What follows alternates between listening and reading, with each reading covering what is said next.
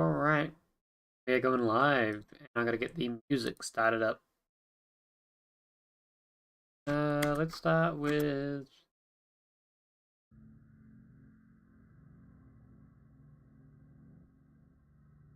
Annoyingly, this does not have,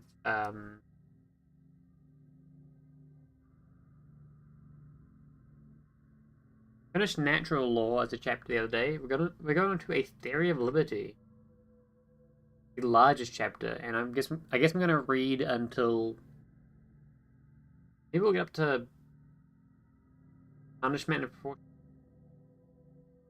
That sounds fun. Let's see, 621. Yeah, that seems good. Maybe children's rights, but that does look like it's a 16 pages chapter. Not feeling that.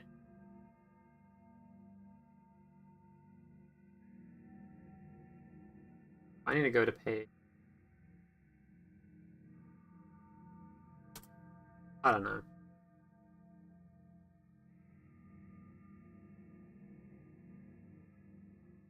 Here we are. A theory of liberty.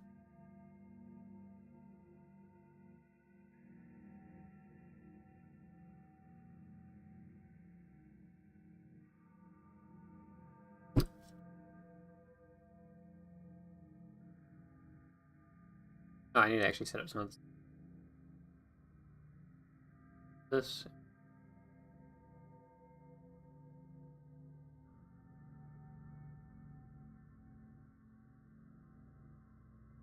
Six, a Crusoe social flaw. Right display. Right level of zoom. And also open up another contents finding.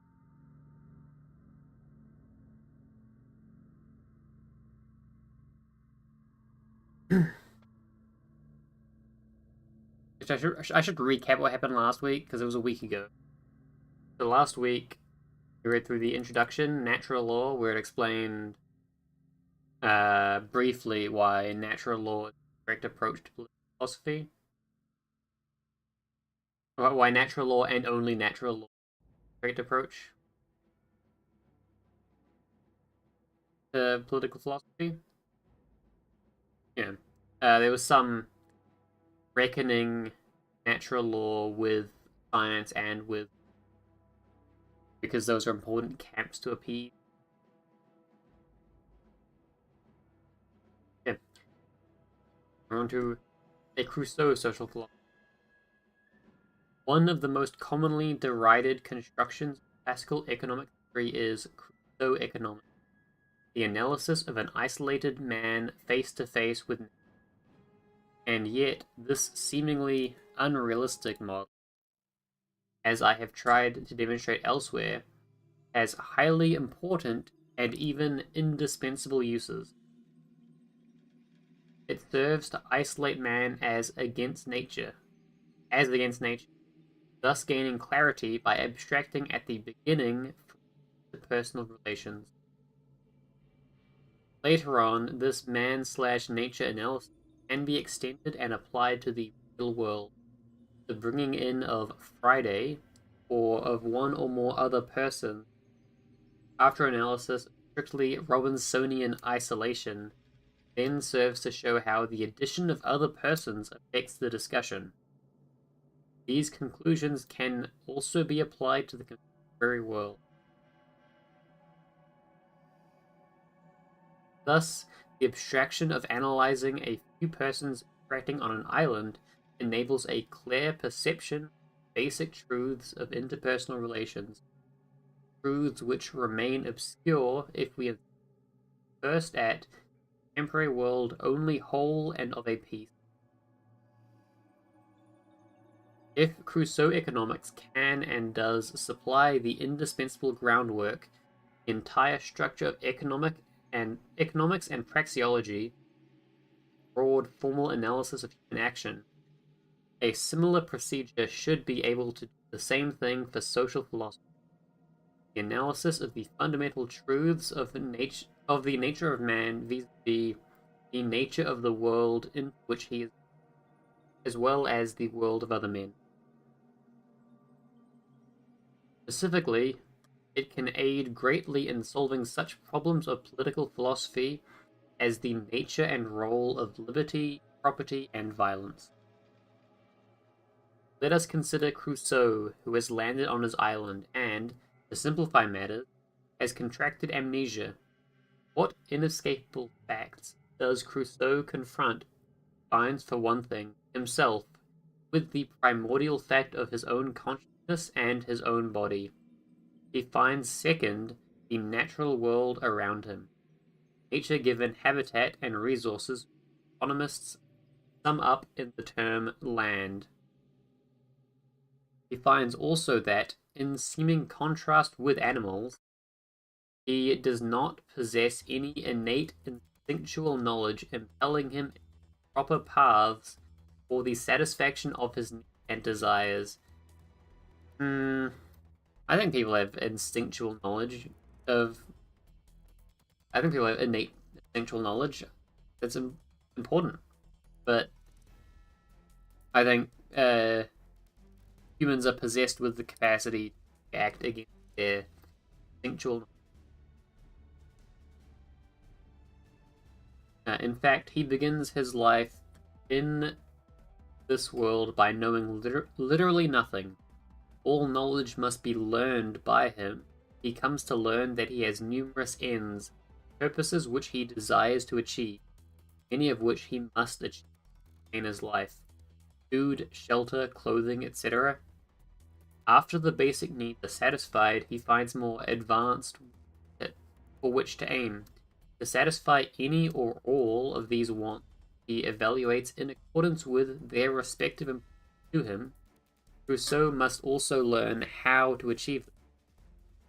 He must, in short, acquire technological knowledge or recipes.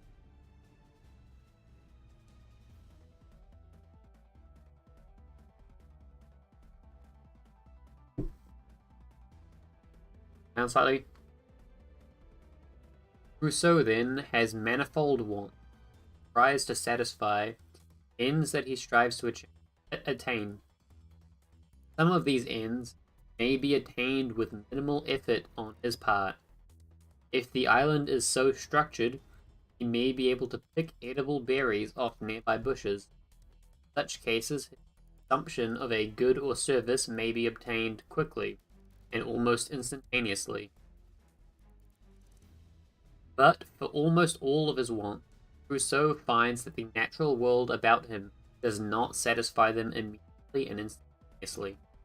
He is not, in short, in a garden of Eden.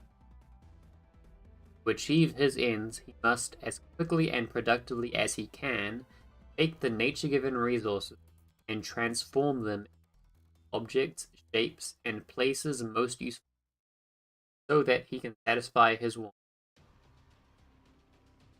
In short, he must A. choose goals, B. learn how to achieve them by using nature-given resources, and then C. exert his labor energy to transform these resources into more useful shapes and places, i.e. into capital goods, and finally into consumer goods that he can directly consume.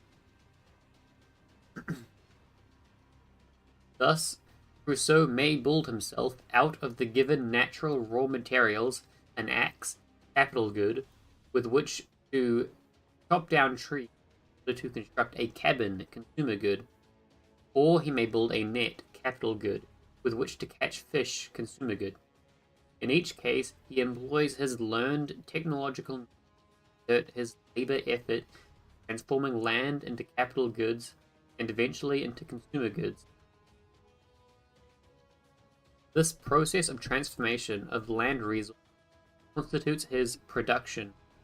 In short, Crusoe must produce before he can consume, and so that he may consume. And by this process of production, of transformation, man shapes and alters his nature-given environment, his own ends, instead of, animal-like, being simply determined by that environment. And so man, not having innate, instinctive, automatically acquired knowledge of his proper ends, or of the means by which they can be achieved, must learn them, and to learn them must exercise his powers of observation, abstraction, thought, in short, his reason. Reason is man's instrument of knowledge, is the unique human method of existence, of achievement. And this is uniquely man's nature.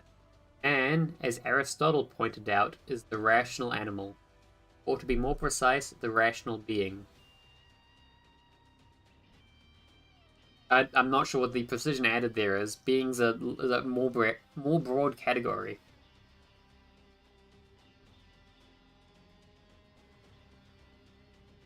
Also, there's other rational beings.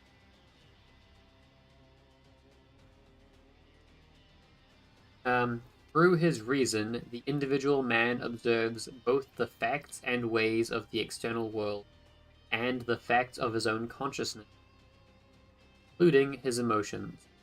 In short, he employs both extrospection and introspection. Extrospection is a difficult word. Rousseau, we have said, learns about his ends, about how to attain them. But what specifically does his learning faculty, reason, do in the process of obtaining such knowledge? It learns about the way things work in the world, i.e., the natures of the various specific entities and classes of it, and finds in short, he learns natural law, the way things behave in the world. He learns that an arrow shot from a bow can bring down a deer, and that a net can catch an abundance of fish. Further, he learns about his own nature, about the sort of events and actions that will make him happy or unhappy. In short, he learns about the ends he needs to achieve and those he should.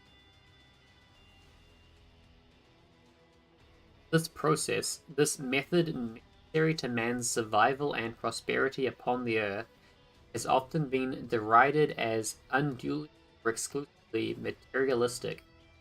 But it should be clear that what has happened in this activity proper to man's nature is a fusion of spirit and man's mind using the ideas it has learned, directs his energy in transforming and reshaping matter, ways to sustain and advance his wants and his life.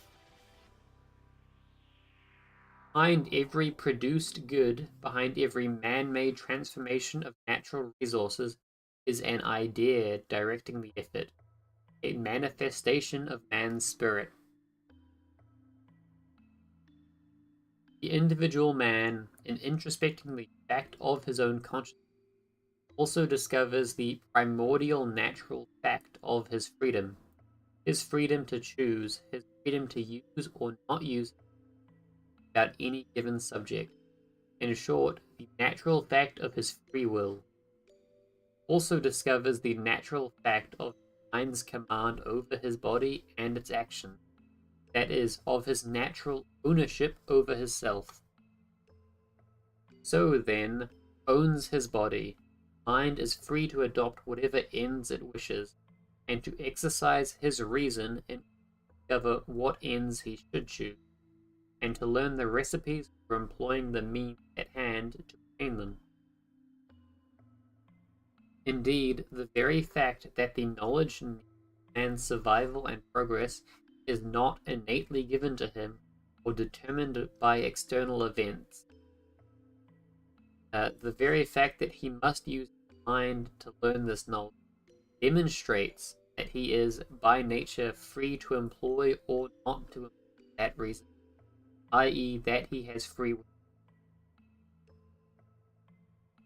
Tempting to read more on this, but I'm content with the free will position. I think if people don't agree with the free will position, there's not really a point in arguing with them. What are they going to do? Change their mind?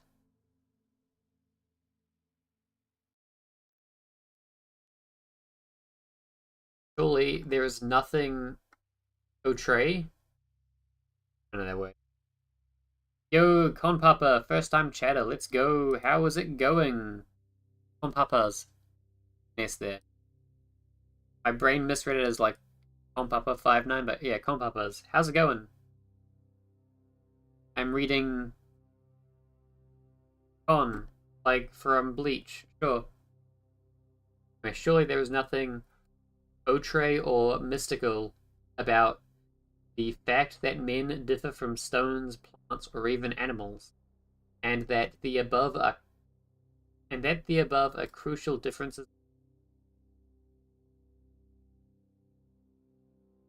The critical and unique facts about man and the ways in which he must live to survive. Consciousness, his free will and free choice, faculty of reason, necessity for learning, natural of the external world and of himself, his self-ownership. I don't know. Should I look it up? Portray. Unusual and typically rather shocking.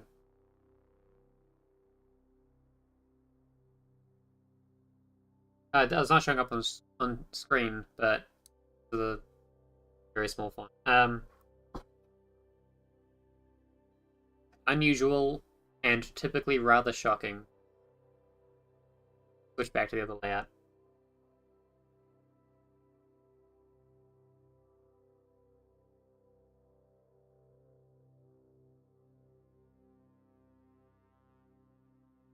That's Synod. What's going on there? What is going on there? Yeah, they don't need to remove accents. Accents are valid parts of English. Like, the English language has accents on letters. Feature, it's weird. You don't have to like it, but I write cafe with the E acute. Same for Pokemon. Even though I don't pronounce it Pokemon, I still include the E acute.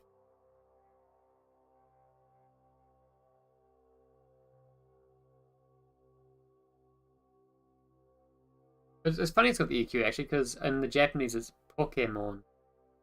And that's not a. Well, I mean, it's Poketo Monster. You know, it would be Pokemon.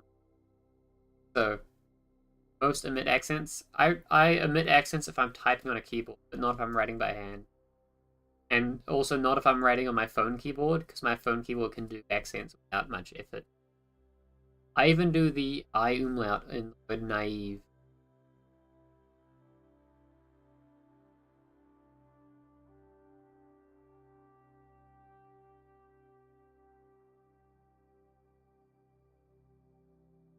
Anyway.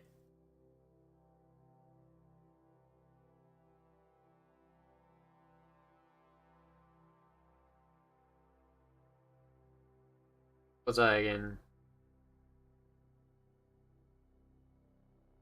So what's this book all about? It is about the ethics of liberty. Why is this? So we got. So there's natural law. There's theory of liberty. And then it's a right libertarian um political philosophy book about libertarianism, laying out a sort of what's the word, from the ground up approach to understanding it. The systematic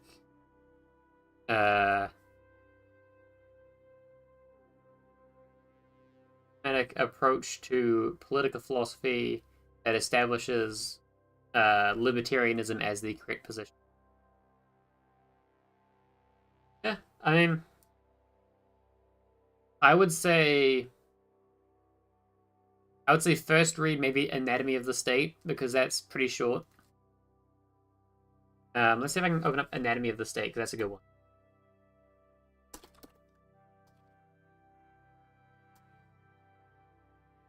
Anatomy of the State is 62 pages, and the same author, but pages are like this instead. You know.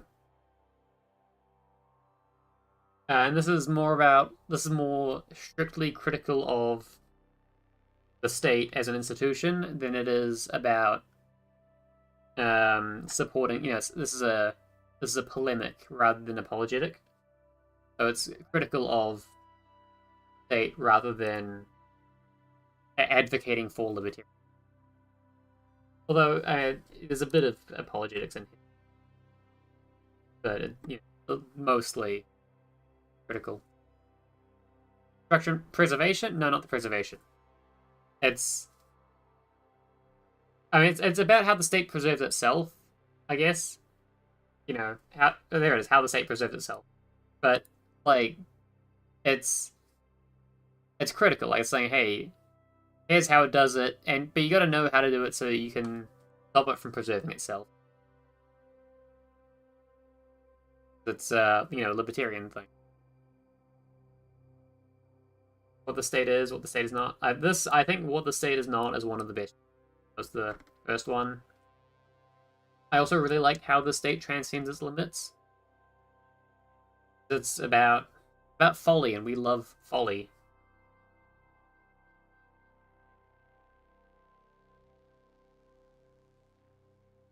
I'm going to get back to reading, though, at this point.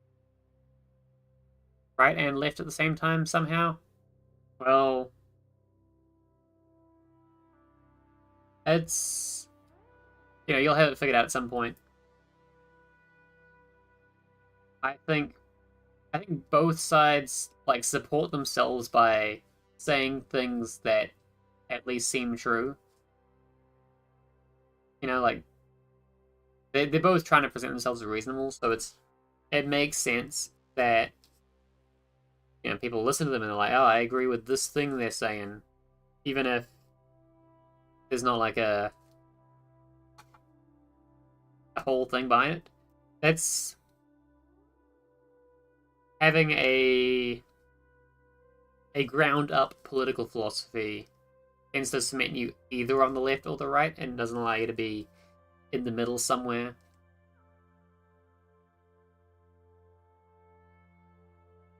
Because if you've got the framework you're working in, then if someone says something, you can sort of interpret it through the framework generally.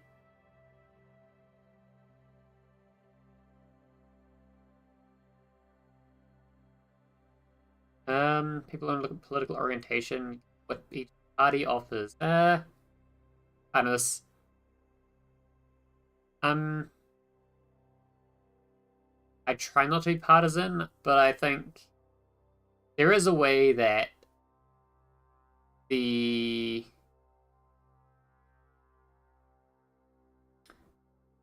party, it pulls in the direction of its orientation, even if the specific policies aren't. There's like a cultural shift, people look at a left-wing party winning, and that emboldens the left. People look at a right-wing party winning, and that emboldens the right. So you do have to look at the orientation a bit. There's sense to factionalism. But,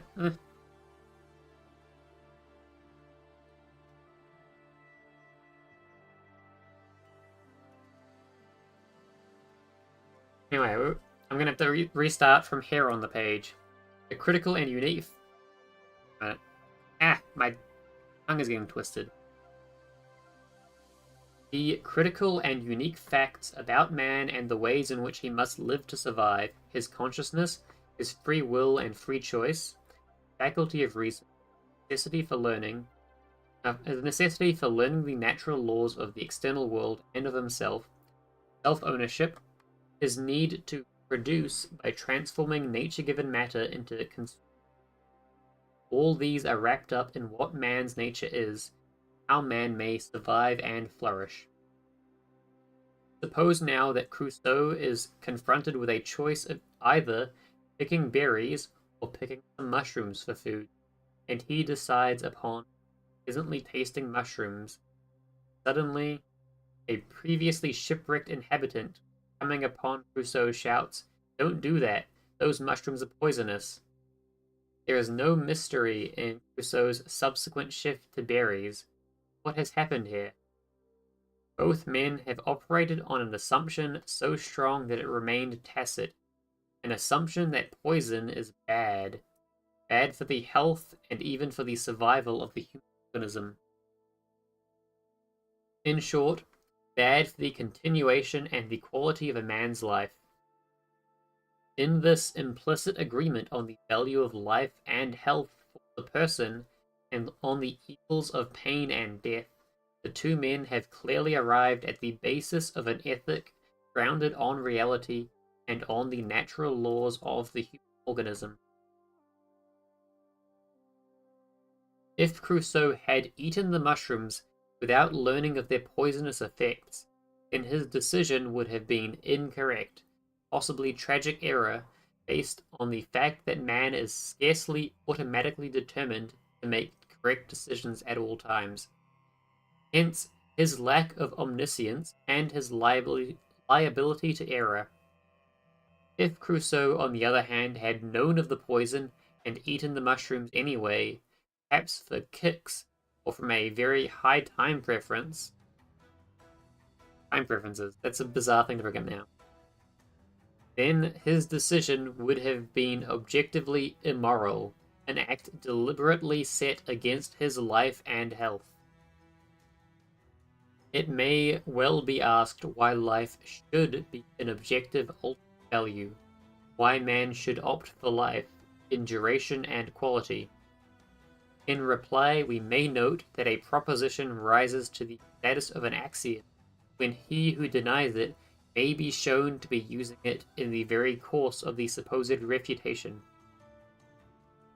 Now, any person participating in any sort of discussion, including one on values, is, by virtue of so participating, alive and affirming life. For if he were really opposed to life, he would have no business in such a discussion. Indeed, he would have no business continuing to be alive. Hence, the supposed opponent of life is really affirming it in the very process of his discussion, and hence preservation and furtherance of one's life takes on the stature of an incontestable axiom.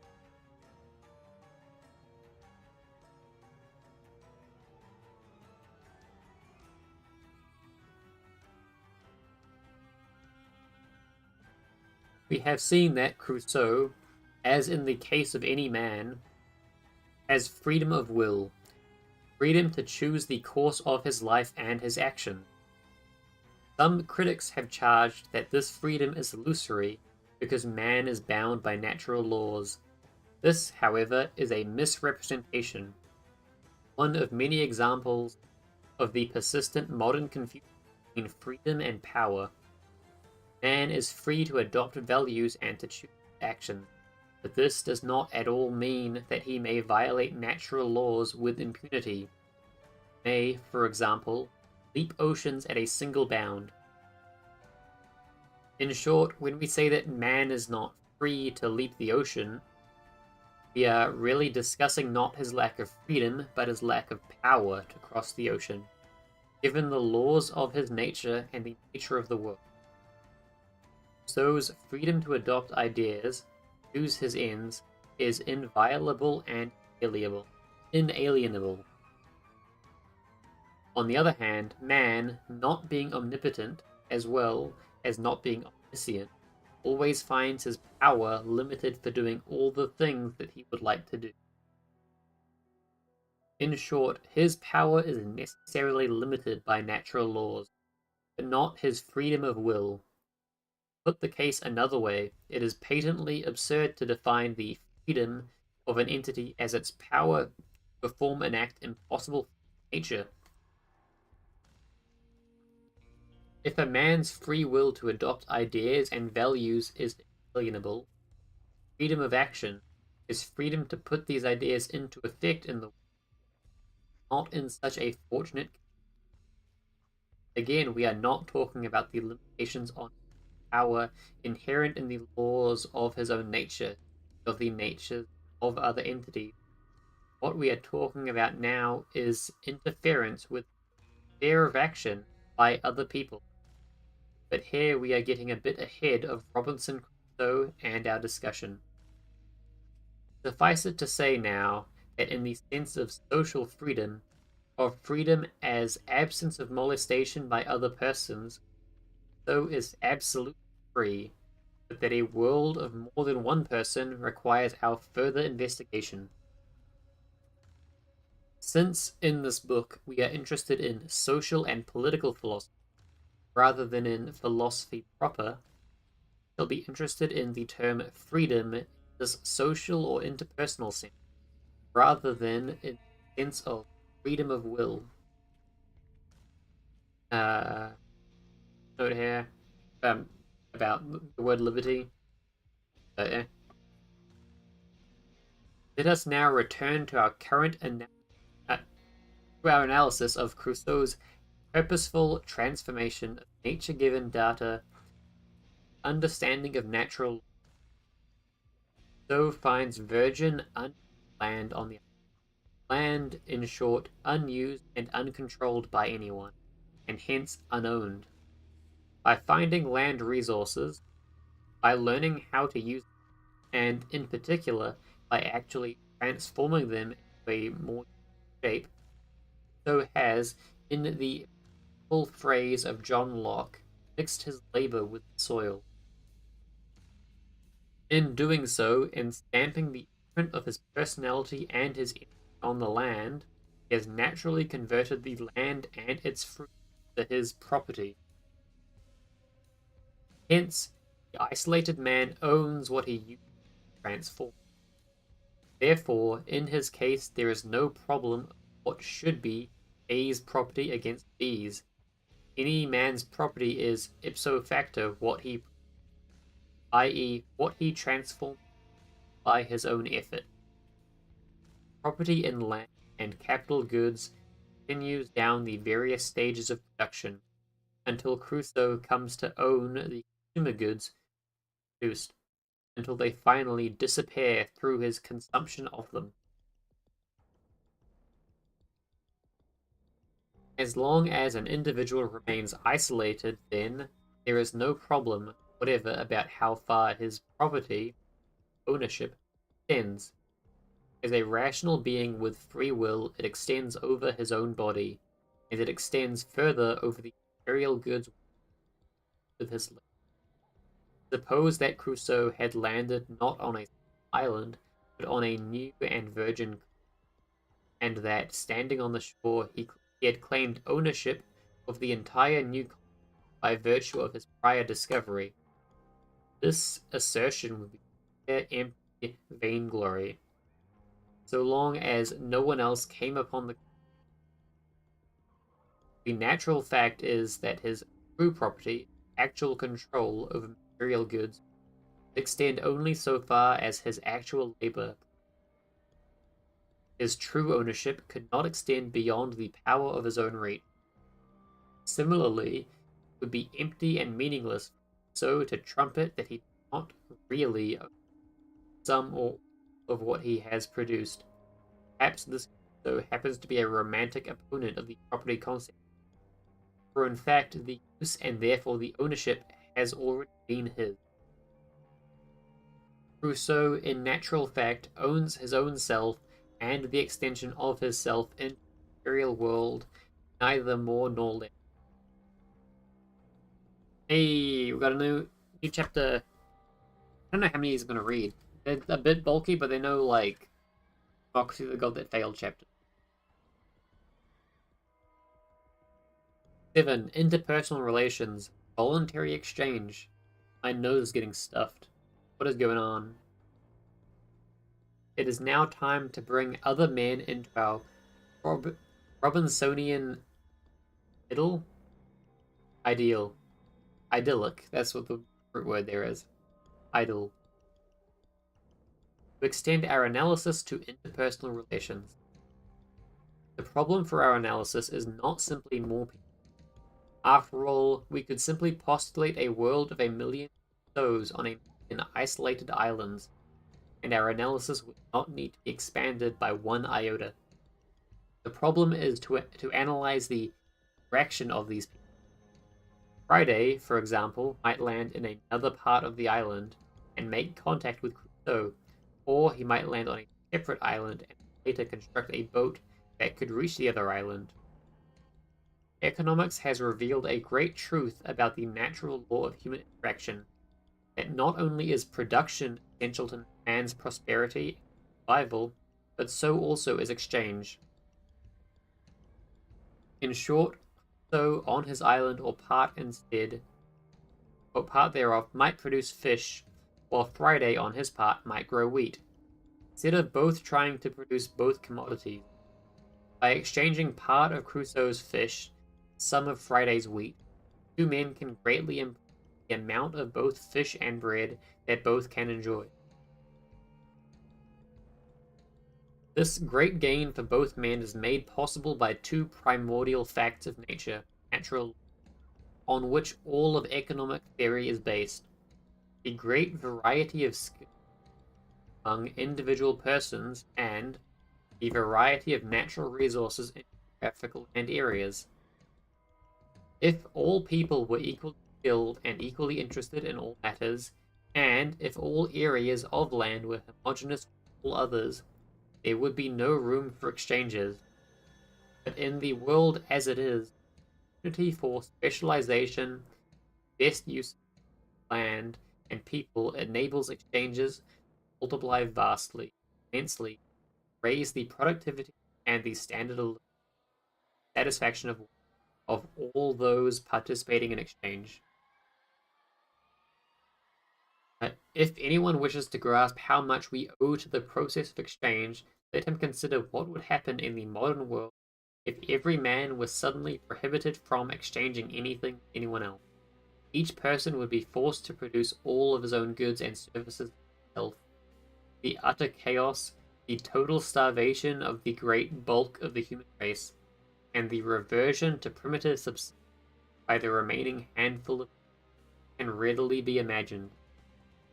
Another remarkable fact of human action is that A and B specialize and exchange for their mutual benefit, even if one of them is superior to the other in both lines of production. Thus, suppose that Crusoe is superior to Friday in fish and wheat production.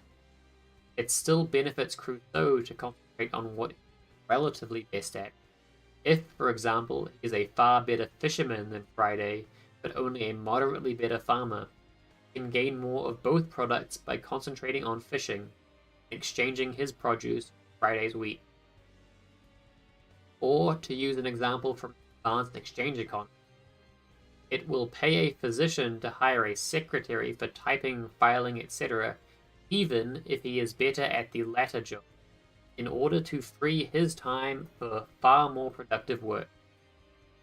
This insight into the advantages of exchange, discovered by David Ricardo in his Law of Comparative Advantage, means that in the free market of voluntary exchanges, the strong do not devour or crush the weak, contrary to the common assumption about the nature of the free market economy. On the contrary, it is precisely on the free market where the weak advantages of productivity because it benefits the strong to exchange with them.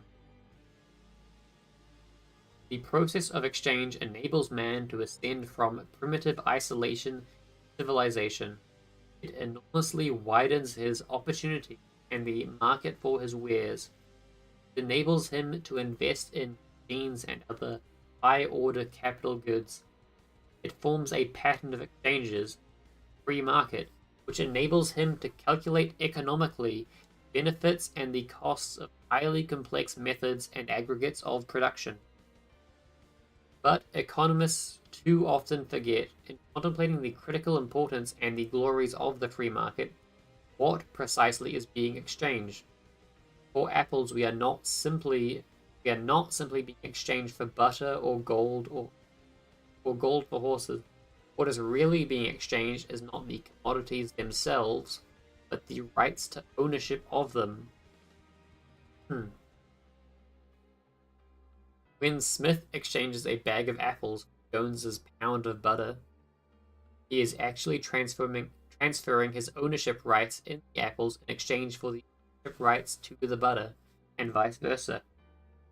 Now that Smith, rather than Jones, is the absolute controller of the butter, it is Smith who may eat it, not at his will. Jones now has nothing to say in its position, and is instead absolute owner of the apples. Economics. Returning now to Crusoe and Friday. Suppose that more people, CDE, join Crusoe and Friday on the island. Specializes in different products. Gradually, one particular product emerges because of such qualities as high value, steady demand, steady divisibility as a medium of exchange. Or it is discovered that the use of a medium enormously expands the scope of exchanges and the wants that can be satisfied on the market. Thus, a writer or an economics teacher would be hard put to exchange his teaching or writing services for loaves of bread, parts of a radio, a suit, etc. A generally acceptable medium is indispensable for any extensive network of exchange, and hence for any civilized economy. Such a generally acceptable medium of exchange is defined as money. It has generally been found on the free market that the best commodities for use as a money have been the precious metal, gold and silver.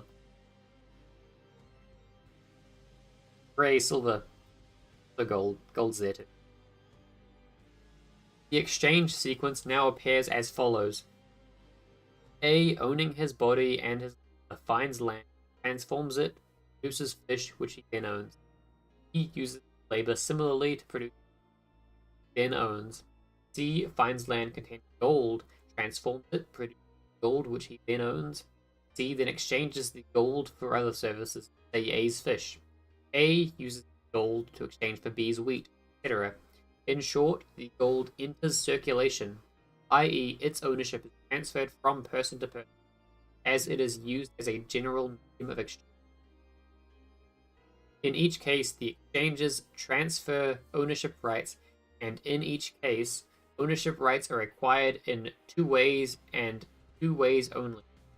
A, by finding and transforming, producing, and B, by exchanging one's produce for someone else's product, including the medium of exchange or money commodity. And it is clear that method B reduces logically A, for the only way a person can obtain something in exchange is by giving up his own product. In short, there is only one route to goods, production and exchange.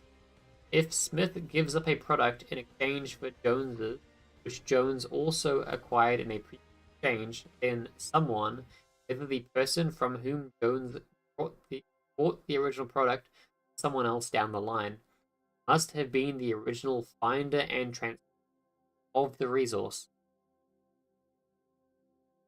A man then can acquire wealth, a stock of capital or consumer goods. What's going on here? Skip music? Let's skip it. That's also going to skip music later. A man then can acquire wealth, a stock of useful capital and consumer goods, either by producing it himself or by selling to its producer some other product in exchange. The exchange process reduces logically back to the original production. Such production is a process by which a man uses his labor with the soil, finding and transforming land resources, or, in such cases as a teacher or writer, by producing and selling one's own labor services directly. Put another way, since all production of capital goods reduces ultimately back to the original factors of land and labor, all production reduces back either to labor services or to finding new virgin land. and putting it into production by means of later energy.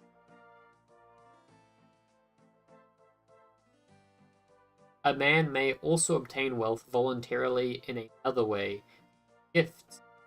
Thus, Crusoe, upon stumbling on Friday at another end of the island, may give him some sustenance.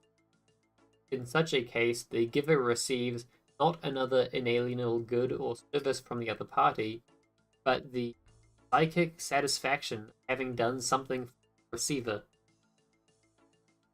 In the case of a gift, also, the process of acquisition reduces back to production and exchange, and again, ultimately, production itself, since a gift must be preceded by production, if not directly as in this case, somewhere back down the line.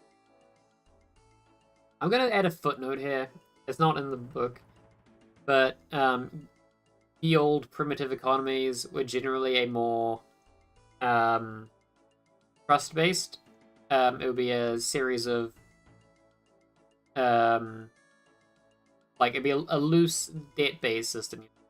You do something for someone, and then down the line, they do something for you. And if they don't do stuff for you ever, then they're just going to stop doing stuff for them. You know? So social expectation and debt, but it's always, you know, like the system is. It's gift first. And then the reward is the social expectation that they'll do something for you down the line. But it still, you know, falls into the same dynamic, I think. But I think, you know, what's the word? Anthropologically, it's important because, like, I'd imagine being an anthropologist reading, like, that's not how economies form. But it's how economies function at a fundamental level. And if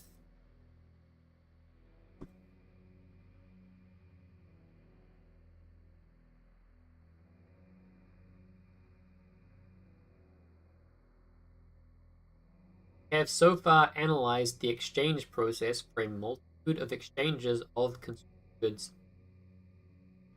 we must now complete our picture of the real world by analyzing exchanges along the structure of production.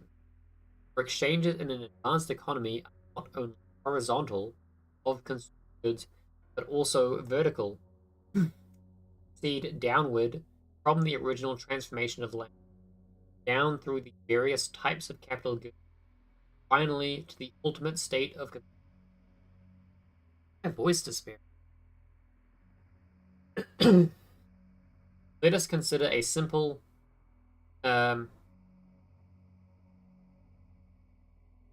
let us consider a simple vertical pattern as it occurs in the exchange. Smith transforms land resources and constructs an axe. Instead of using the axe to make another product, Smith, as a specialist in a vast exchange economy, sells his axe for gold. Smith, producer of the axe, transfers his right of ownership to Jones in exchange for a certain amount of Jones's gold. The precise amount of gold being agreed upon voluntarily by the two parties. Yeah. Jones now takes the axe and fells lumber, then sells the lumber to Johnson for gold. Johnson sells the lumber to Robbins, a contract gold. And Robbins, in his turn, instructs Johnson that they're buying and selling lumber.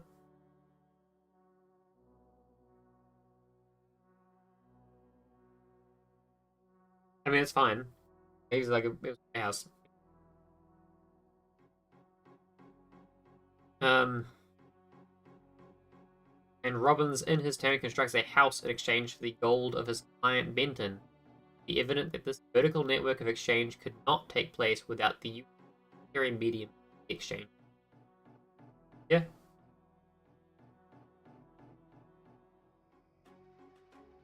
To complete our picture of a market economy, let us suppose that Jones had cut down his lumber, but has to ship it down river to transfer it to Johnson. Jones then sells the lumber to another intermediary, Polk, hires the labor services of XYZ, transport logs to Johnson. What has happened here? And why doesn't the use of X, Y, and Z's labor in transport logs to a more case give them rights to ownership of the logs? Question. What has happened in this? Polk transfers some gold to X and to Y and to Z, and in return for their selling to him their labor services of transporting logs, Polk did not sell the logs to these men for money. Instead, he sold them money in exchange for employing their labor services on his logs. In short, Polk may have bought the logs from Jones for 40 gold ounces, and then paid X, Y, Z, 20 gold ounces each to transport the logs, and then sold the logs to Johnson for 100 ounces of gold. Hence, Polk netted a gain of 10 gold ounces on the entire transaction.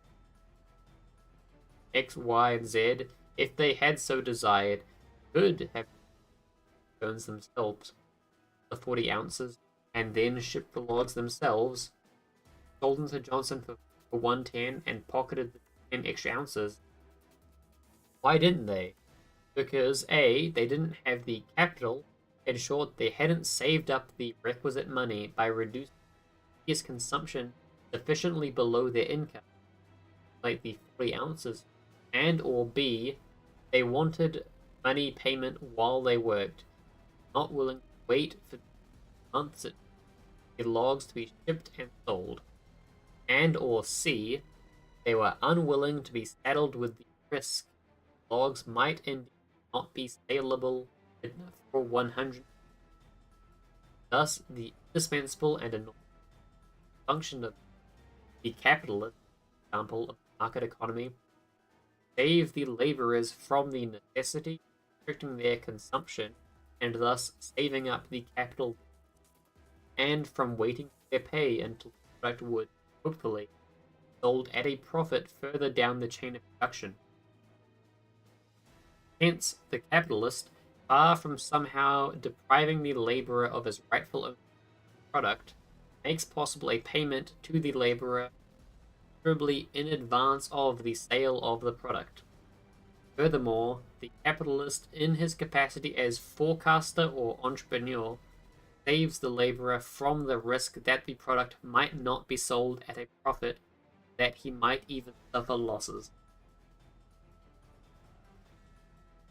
The capitalist, then, is a man who has labored, saved out of his labor, i.e., has restricted his, and in a series of voluntary contracts, as A, purchased rights in capital goods, and B, paid the laborers for their labor services, transforming those capital goods into goods nearer the final stage of being.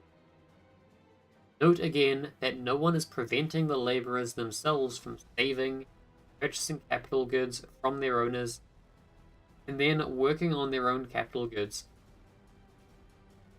finally selling the product and reaping the profits. In fact, the capitalists are conferring a great benefit on the laborers, making possible the entire complex vertical network of exchanges.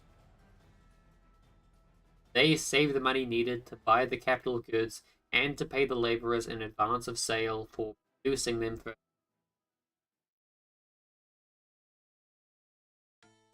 At each step of the way, then, a man produces by exerting his labor upon tangible goods.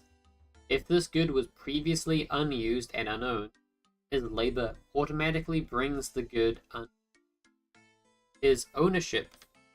If the good was already owned by someone else, then the owner may either sell this capital good to our laborer.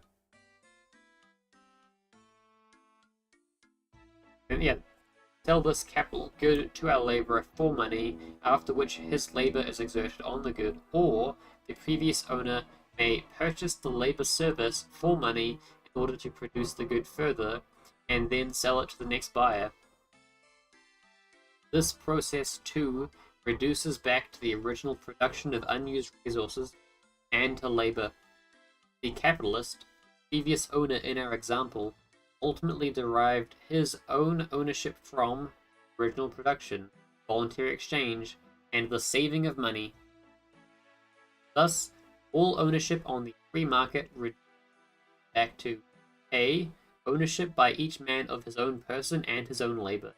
B. Ownership by each man of land which he finds unused, transformed by his own labor. And C. Exchange of the products of this mixture, A and B, with the similarly produced output of other persons on the market. The same law holds true for all ownership on the market of the money commodity. As we have seen, money is either 1. Produced by one's own labor transforming original, or 2. Gained by selling one's own product, or selling goods previously purchased with the proceeds of one's own product in exchange for gold owned by someone else. Again, just as C in the previous paragraph reduced logically back to A and B production coming before exchange, so here 2 ultimately back to 1.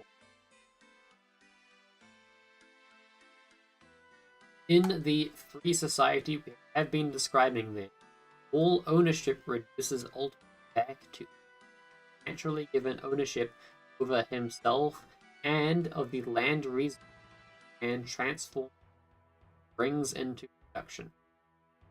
Free market is a society of voluntary and consequently beneficial exchanges of titles between specialized producers. Often been charged that the market economy rests on the wicked doctrine that labor is treated as a commodity, but the natural fact is that labor service is indeed a commodity, for, as in the case of tangible property, one's own labor service can be alienated and exchanged for other goods and services. A person's labor service is alienable, but his will is not. Most fortunate, moreover, for mankind that this is so. For this alienability means 1. That a teacher or physician, whatever, sell his labor services for money, and 2. That workers can sell their labor services in transforming goods to capitalist money. If this could not be done, the structure of capital required for civilization could not be developed, and no one's vital labor services could be purchased by his fellow men. The distinction between a man's alienable labor service, inalienable will, further explained. A man can alienate his labor service, sell capitalized future value of that service. In short, cannot, in nature, sell himself into slavery and have this tale enforced. This would mean that his future will over his own person was being surrendered in advance. I'm gonna double check this.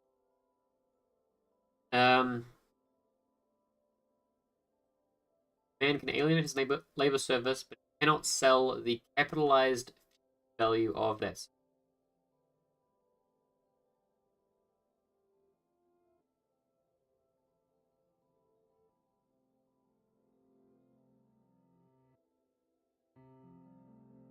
Not sell the capitalized value of that service.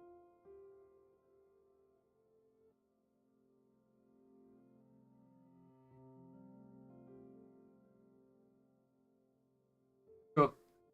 In short, a man can naturally expend his labor currently for someone else's benefit. He cannot transfer himself, even if he wished, another man's capital good, for he cannot rid himself of his own, which may change in years and repudiate the current arrangement. The concept of voluntary slavery is indeed a contradictory one. So long as a laborer remains totally subservient to the master's will, necessarily he is not yet a slave, whereas if he later changed his mind and the master enforced his slavery by violence, the slavery not then be voluntary, a coercion later on.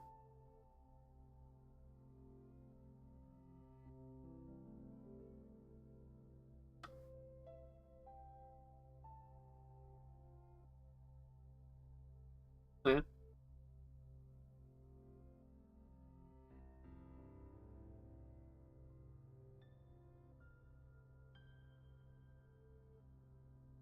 The society that we have been describing in this section, the society of free and voluntary exchanges, may be called the society, or the society of pure liberty.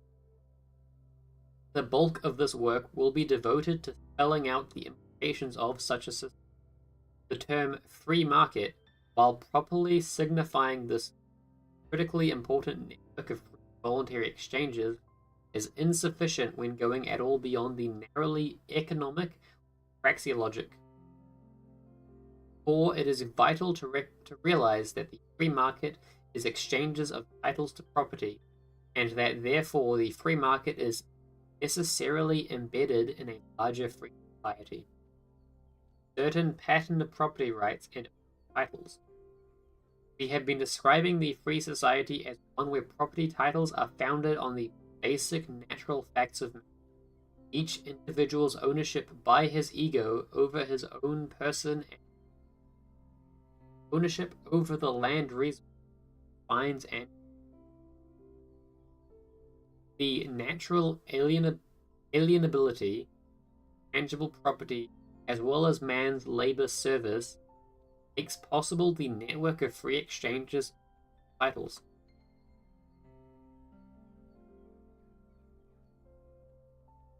The regime of pure liberty, the libertarian society, may be described as a society where no ownership titles are distributed, where, in short, no man's property in person, tangible, is molested, violated, or interfered with by anyone else.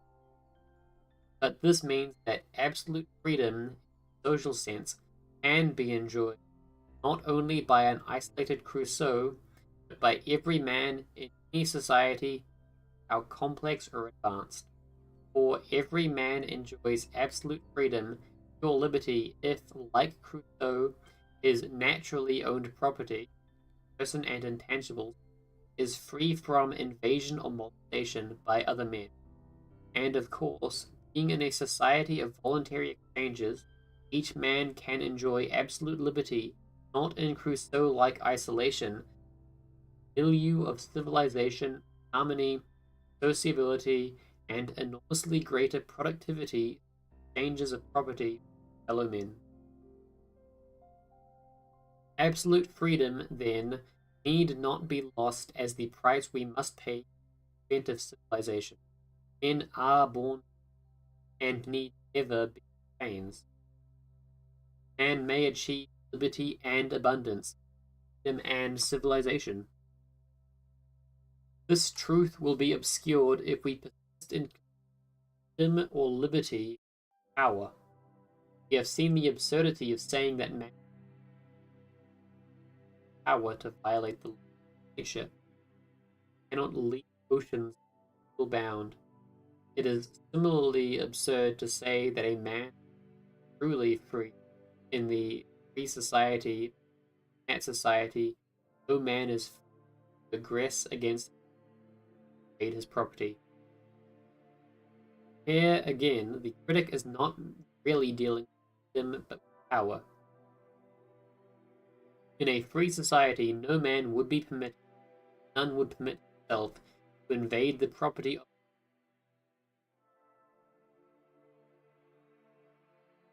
This would mean that his power of action, as man's power is always limited by his nature, it would not mean any curtailment of his.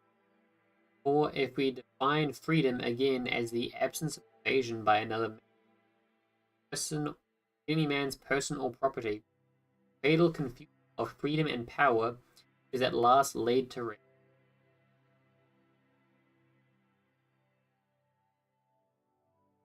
We then see clearly that a supposed freedom to steal or assault, in short, to aggress, would not be a state of freedom at all. That someone, victim of an assault, be deprived of his right to person and property, in short, to have his liberty violated. Man's power, then, always necessarily limited by the facts of, by the nature and his will. But it is one of the glories of man's condition a person can be absolutely, even in a world of complex interaction and exchange. It is still true, moreover, that any man's power to act and consume is enormously greater in such a world of complex interaction than it could be primitive or Crusoe society.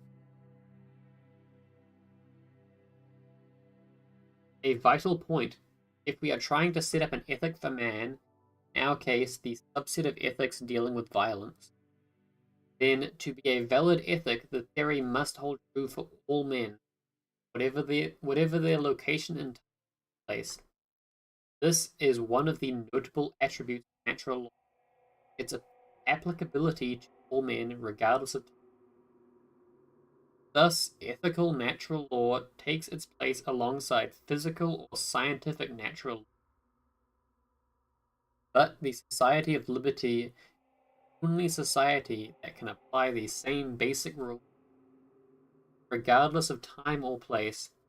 Here is one of the ways in which reason can select one theory of natural law over a rival theory, just as reason can choose any economic or other competing theories.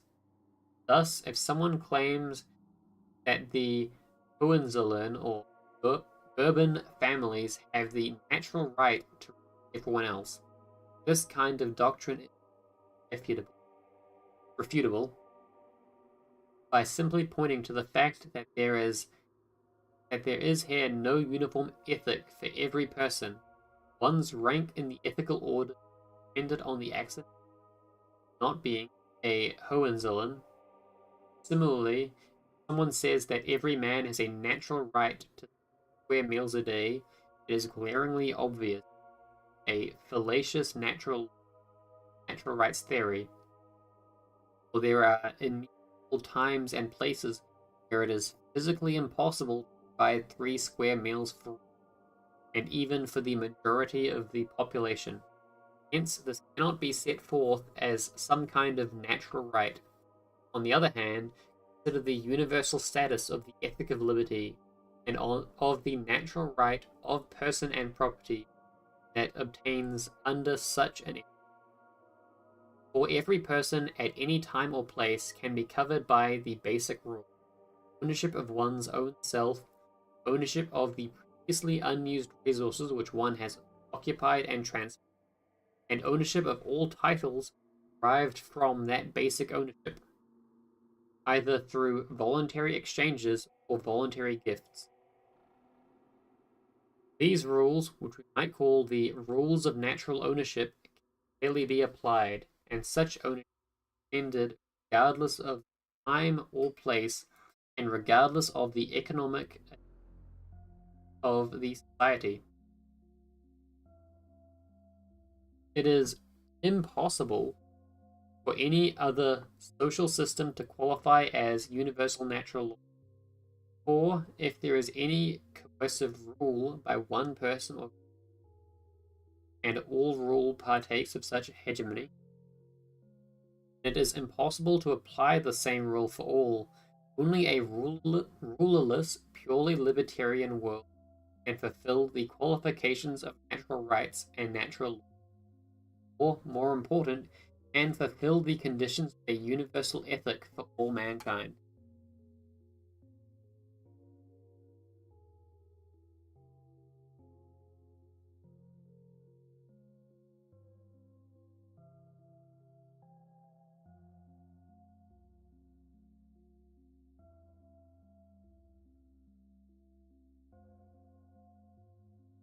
Hmm.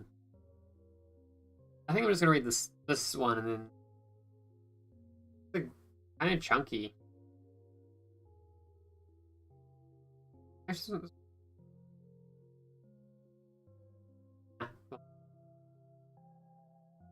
Interpersonal relations, ownership and aggression.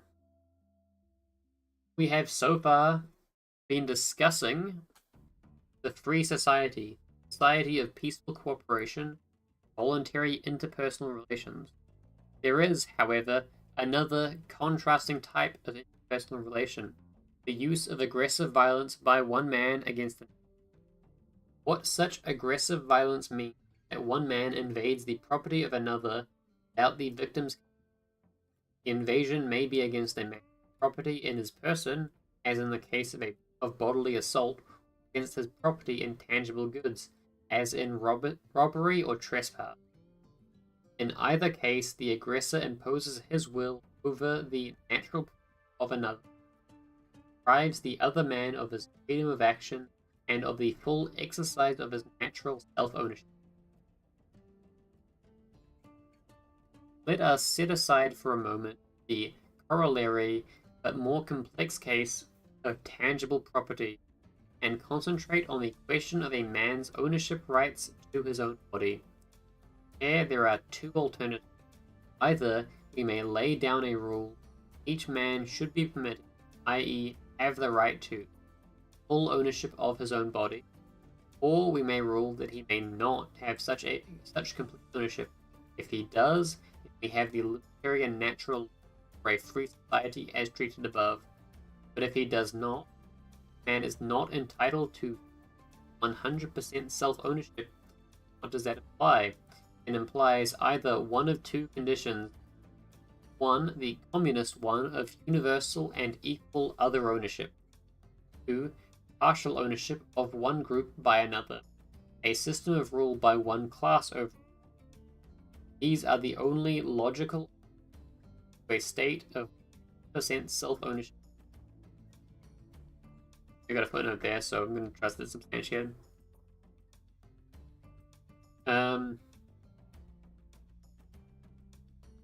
George Mavrodes objects, feeling that no one owns anybody, either himself or anyone else, or any share of anybody.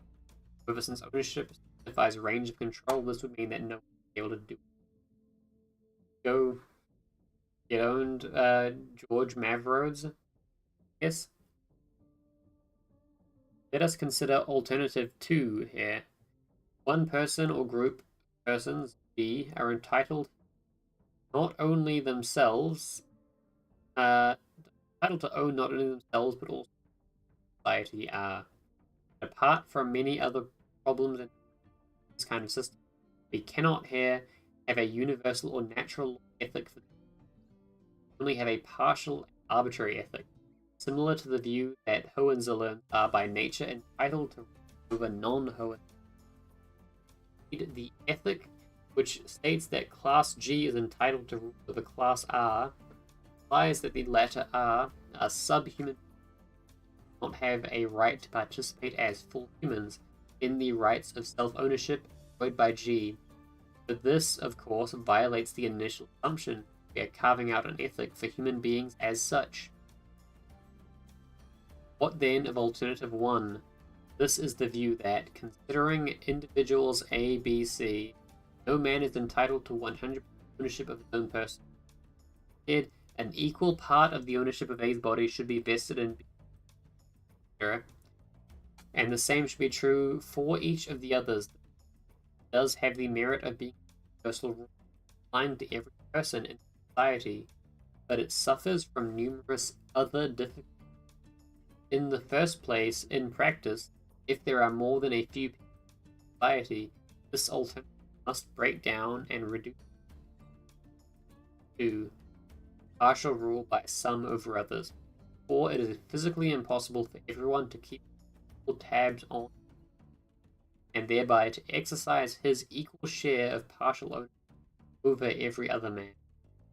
In practice, then, this concept of universal and equal other ownership is utopian and impossible, and supervision and therefore ownership of others necessarily becomes a specialized activity of a ruler. Hence, no society which does not have full self-ownership for everyone can enjoy a universal ethic.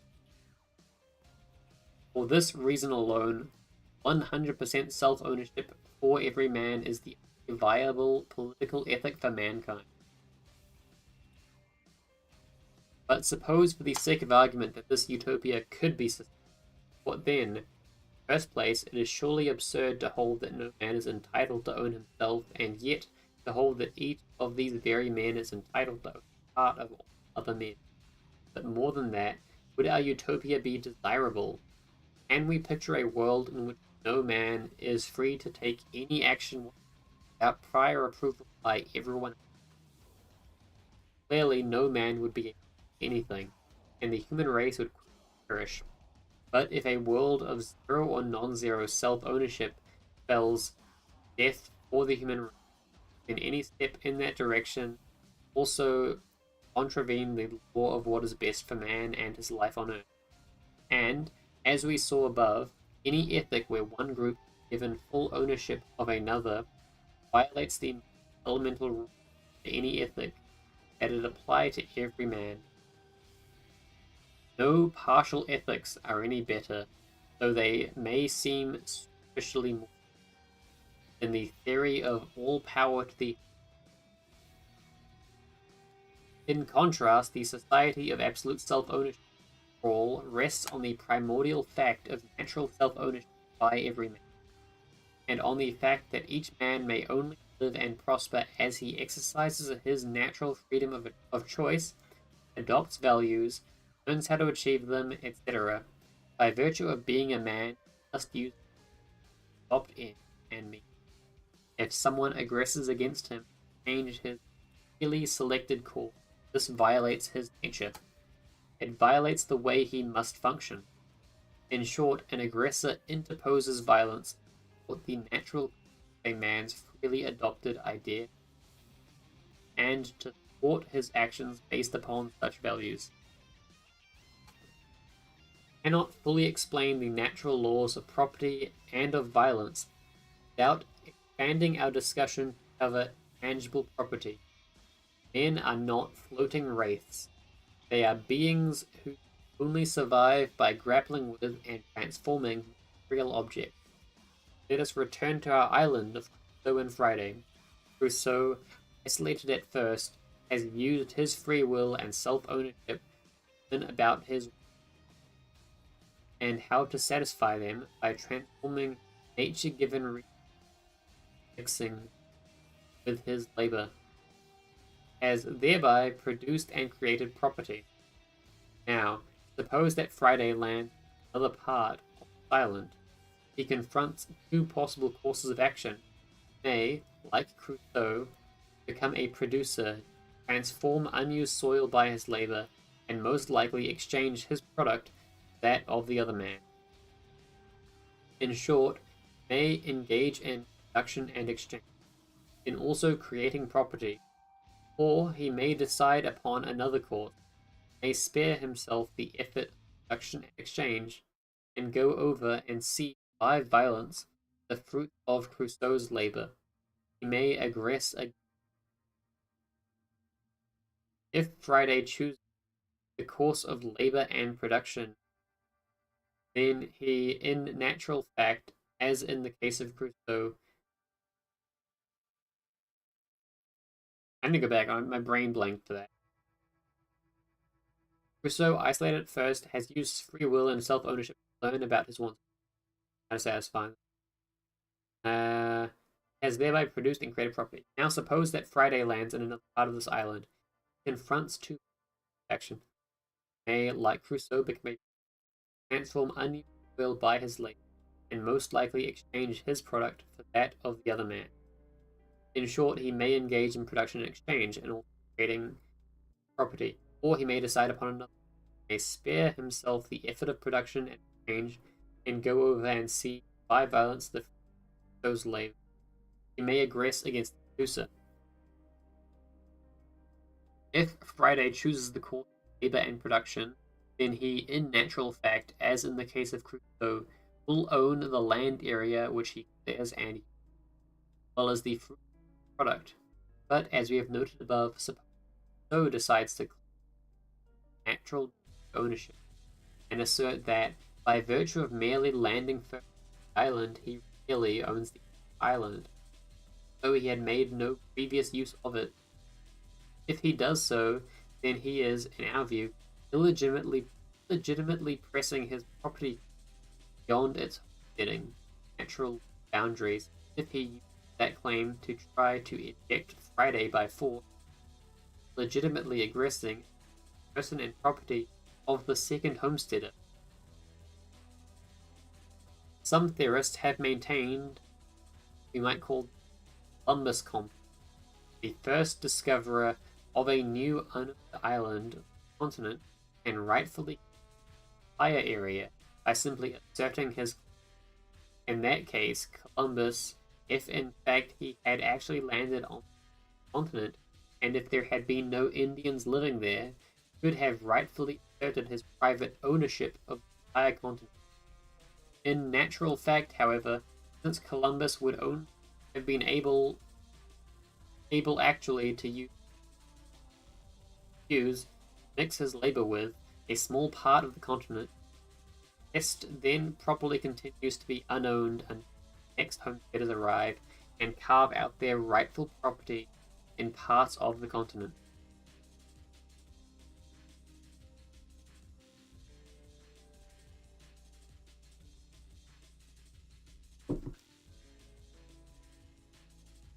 Let us turn from Crusoe and Friday to the question of a sculptor who just created a work of sculpture by transforming clay and other materials. And let us for the moment waive the question of property rights in the clay and the tool. The question now becomes who should properly own this work of art as it emerges from the fashioning of the sculptor. Once again, as in the case of the ownership of people's bodies, there are only three logical positions. One, that the sculptor, creator of the work of art, should have the property right in creation. Two, that another man or group of men have the right in that creation, i.e. to expropriate it by force without the sculptor. Or three, the communist solution, that every individual in the world has an equal total right to share in the ownership. Put this starkly, there are very few people who deny the monstrous injustice in either group or the world community seizing ownership of the sculpture. For the sculptor has in fact created this, not of course in the sense that he has created matter, but that he has produced it by transforming given matter, clay, into another form, in accordance with his own idea and his own. Surely, if every man has the natural right to his own body, he must use and transform material natural objects by, then he has the right product that he has made by his energy and effort into a veritable extension of his own person. Such is the case of the sculptor, who has placed the stamp of his own person raw material by mixing labor with clay. But if the sculptor has done so, so has every producer who has homesteaded, mixed his labor with objects of nature.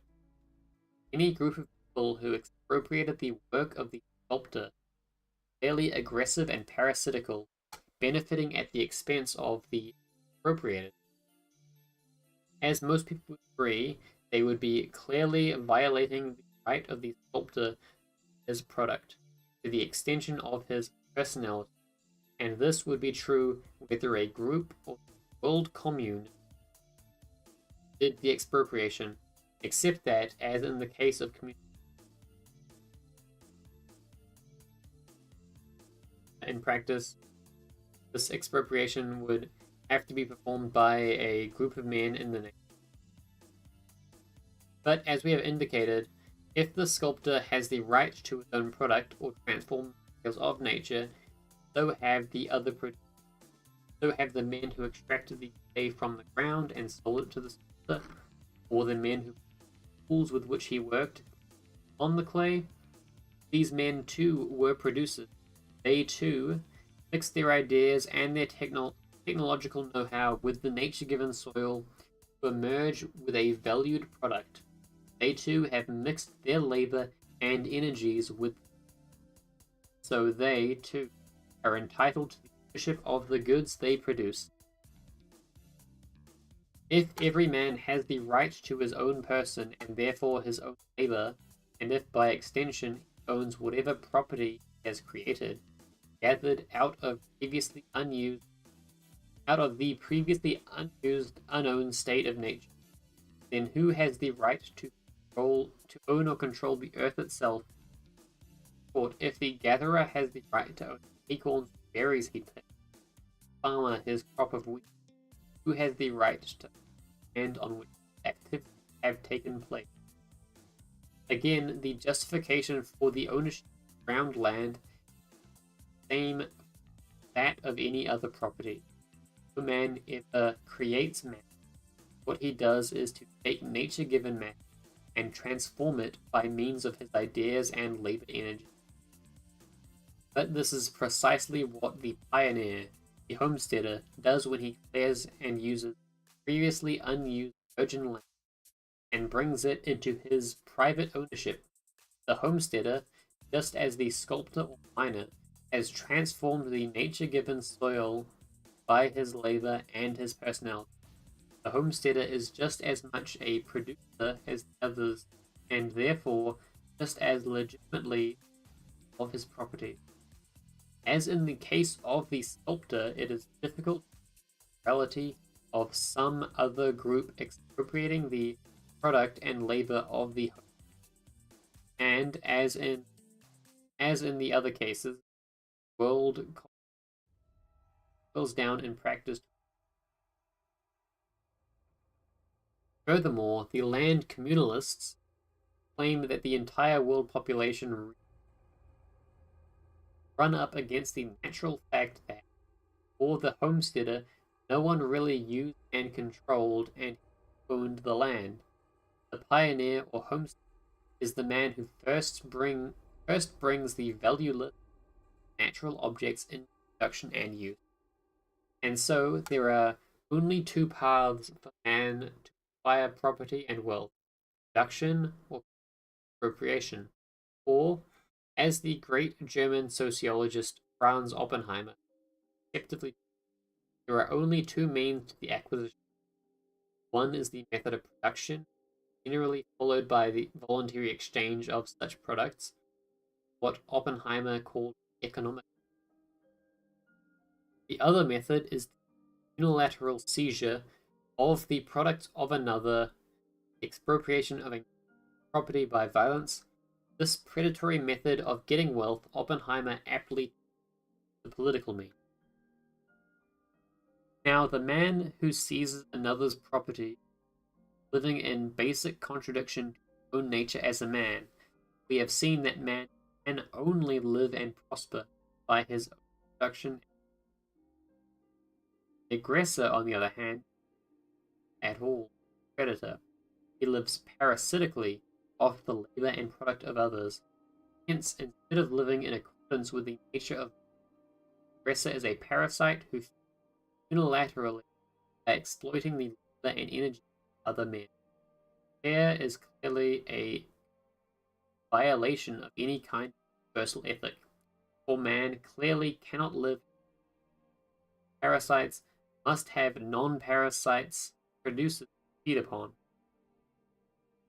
The parasite not only fails to add to the social total of goods and services, depends completely on the production of the host body, and yet any increase in coercive parasitism decreases ipso facto the quantity and the output of the producer.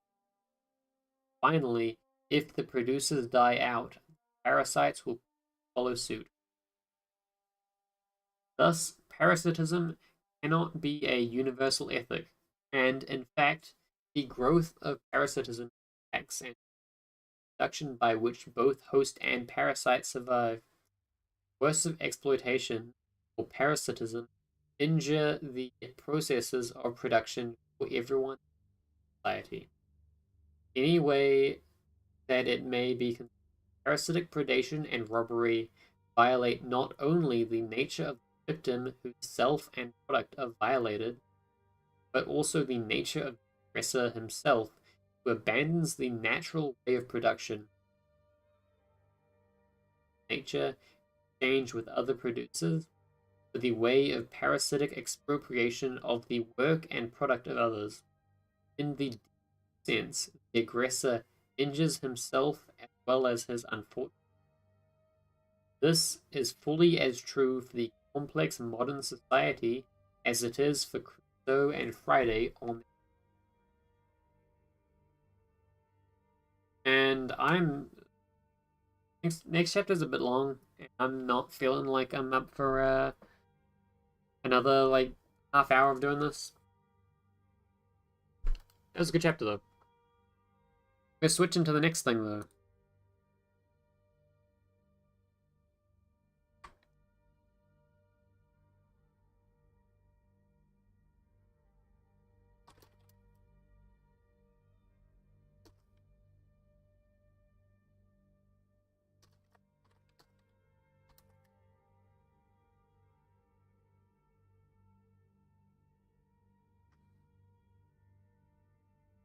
We're gonna change over the options on.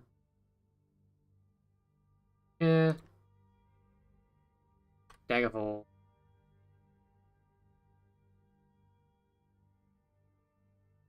Good.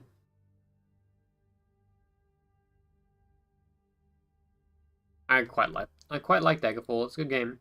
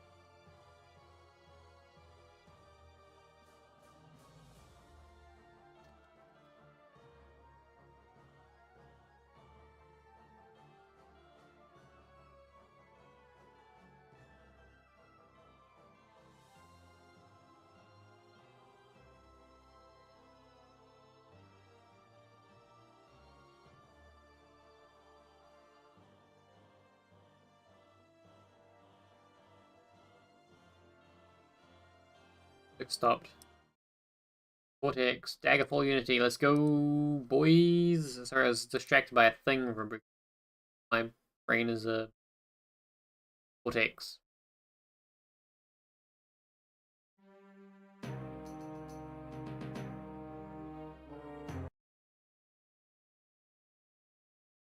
have so many saves in this.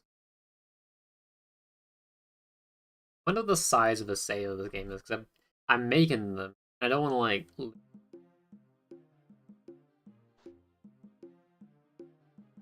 My current quest, Castle Ludwig in Cologne, is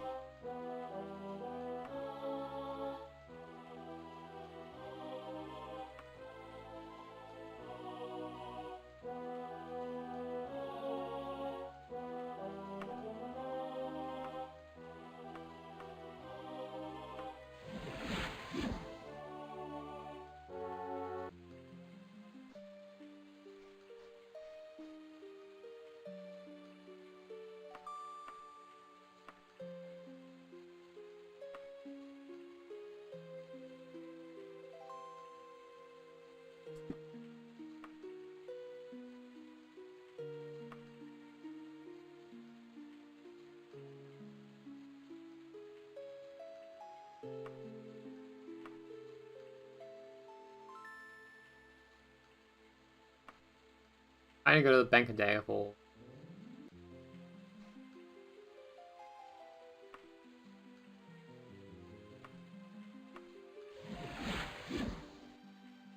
Deposit at the bank.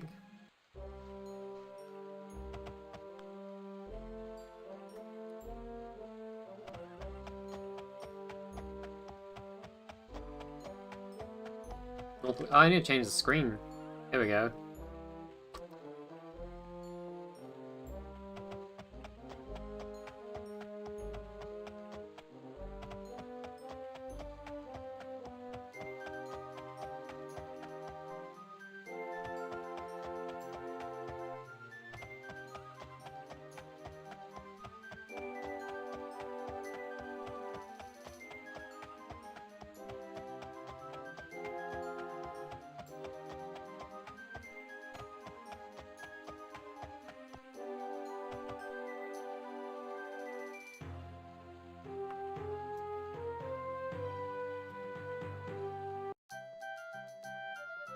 Please check the shops.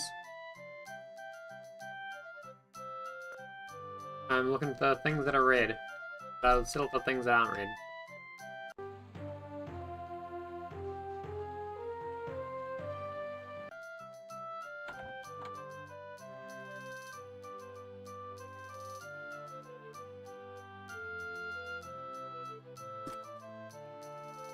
Oh well, let's go to the bank. I don't care that much about deposit my account. 35,000.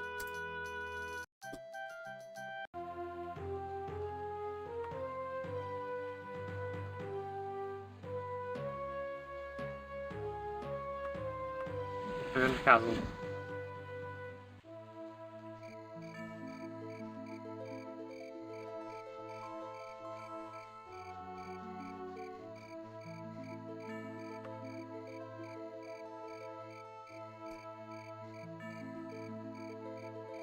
Hoping this is a coherent one. My job here is to find a certain short bow.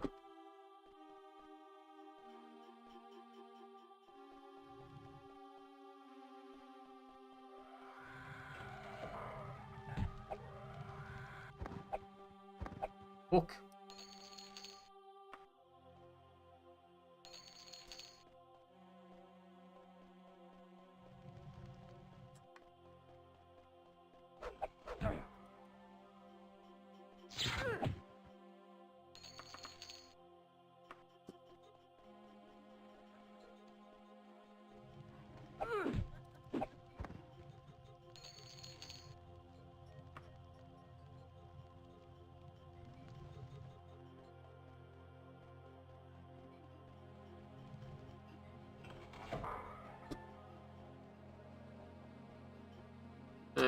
Go.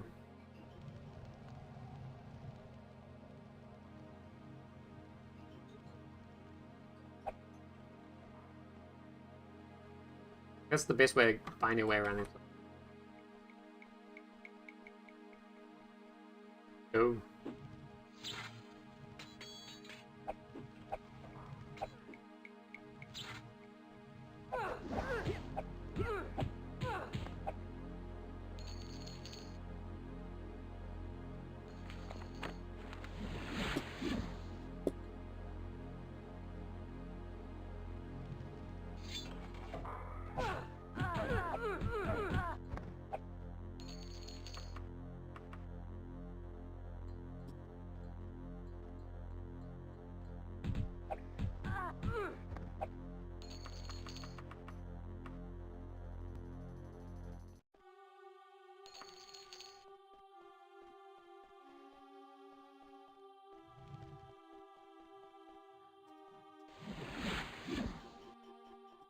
Newman.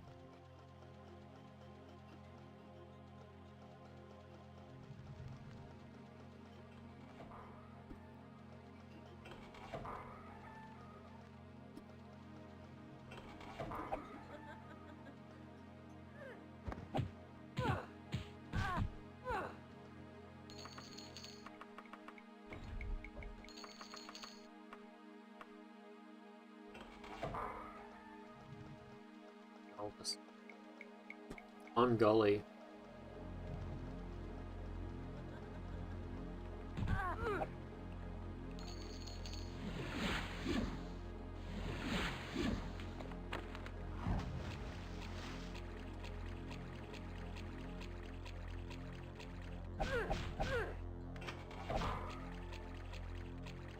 Lamia.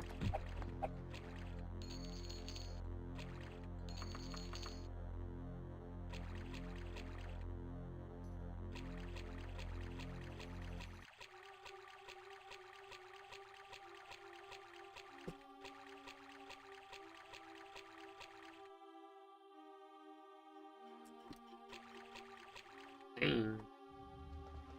You know, I think the typical rule will be like at most an hour running around this dungeon if I can't find the exit. So actually, I'm gonna look at the time. One stream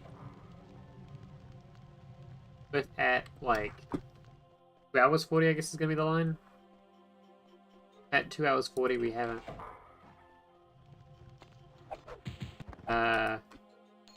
At 2 hours 40, we haven't at least found like the sort of area that seems like it'll have the thing.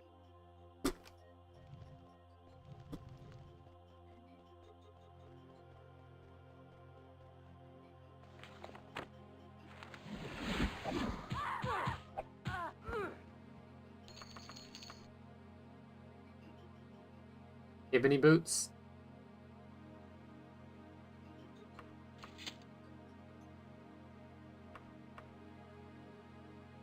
I'm taking those. Look at them. I'm not gonna wear my lucky boots.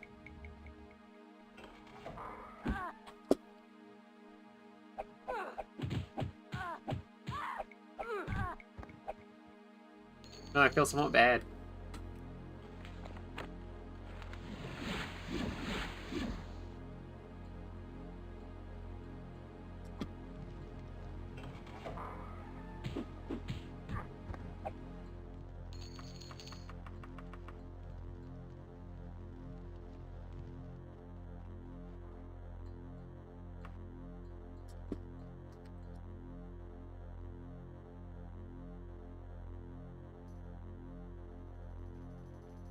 Into the hole.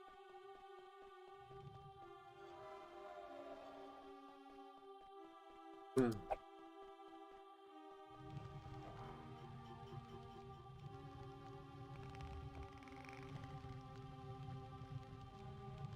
Promising. I trust elevators a little bit.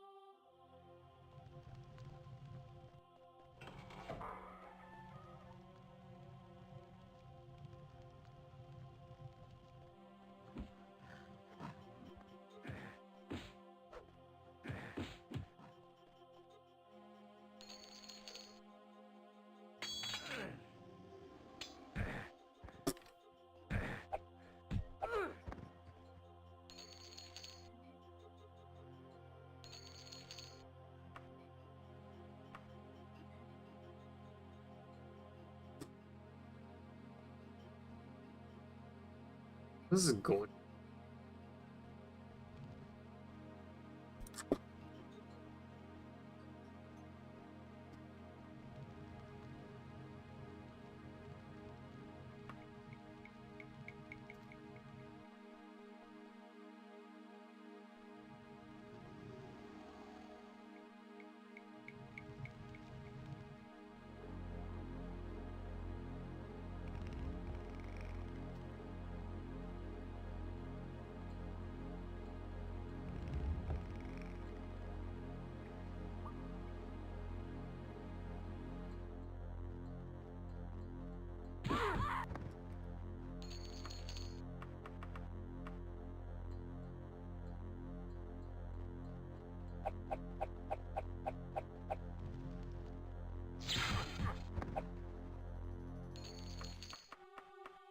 Ooh, a ring with an unknown power on it.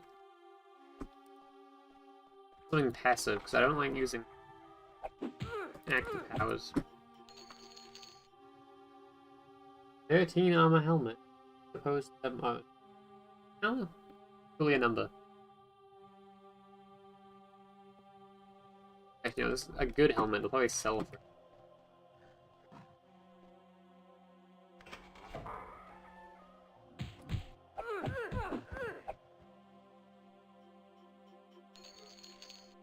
Yeah, I gotta get rid of some stuff. Darn it.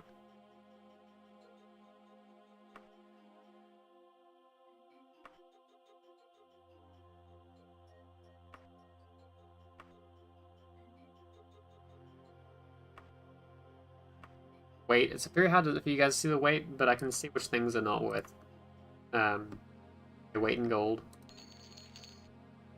It's still Warhammer's not going to be it. So. But like, things like hours and...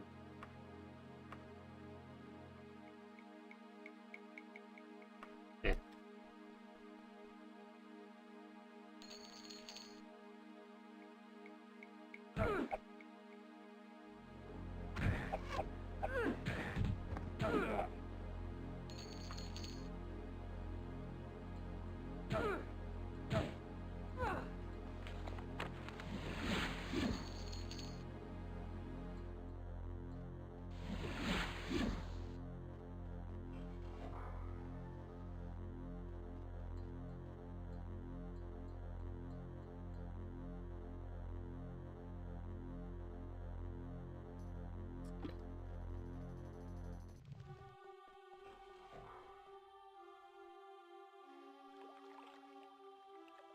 Maybe it was the previous access point.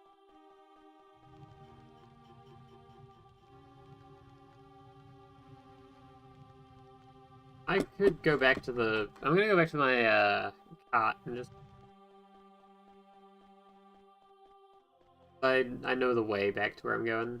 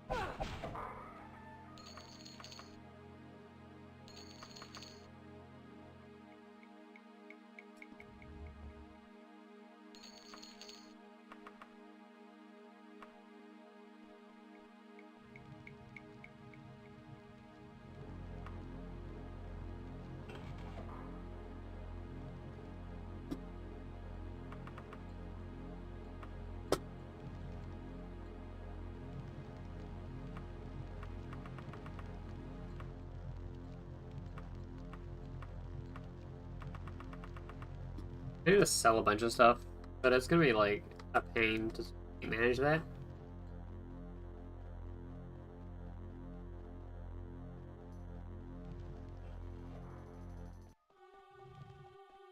I guess I can just get like a promissory.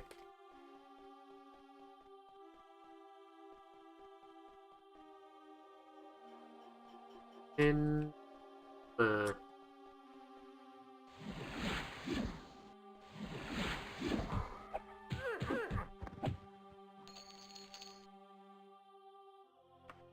Elven stuff is very tempting, but beyond it is hard to tell.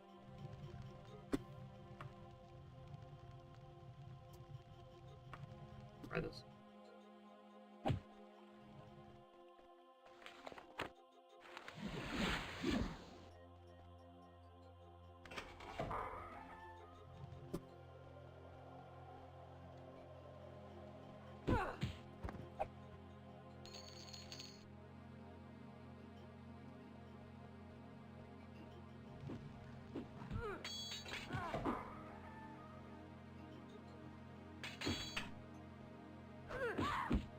Twins. I think Warlord takes this.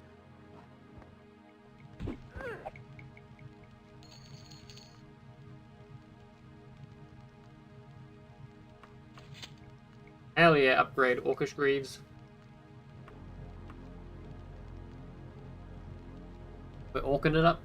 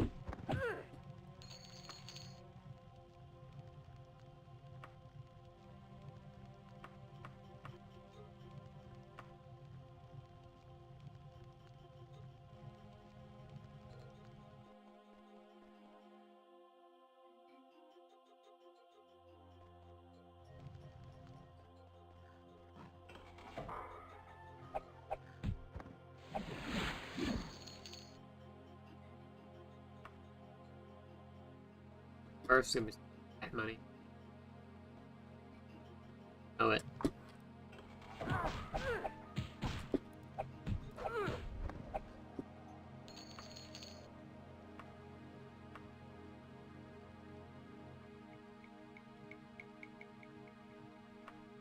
For a red buckler, I'm not taking the buckler.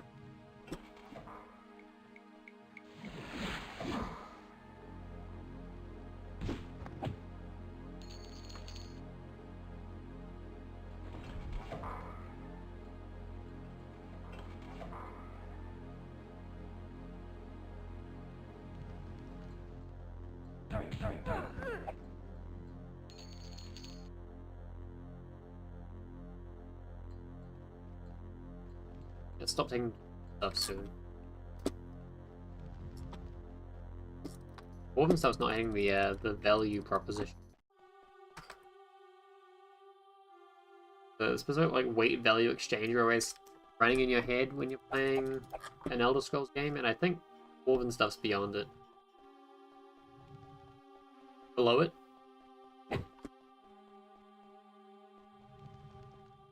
Yeah, I think there'll be a way out this. Okay, yeah, so I gotta go to the end. Straightforward here. Straightforward here.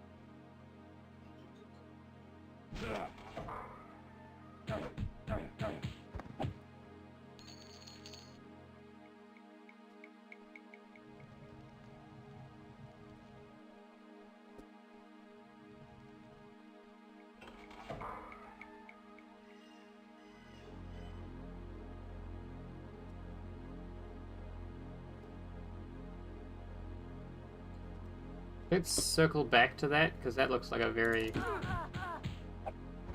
different area.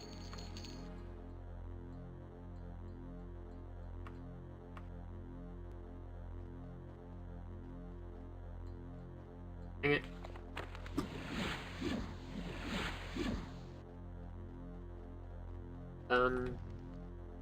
Got the right gang.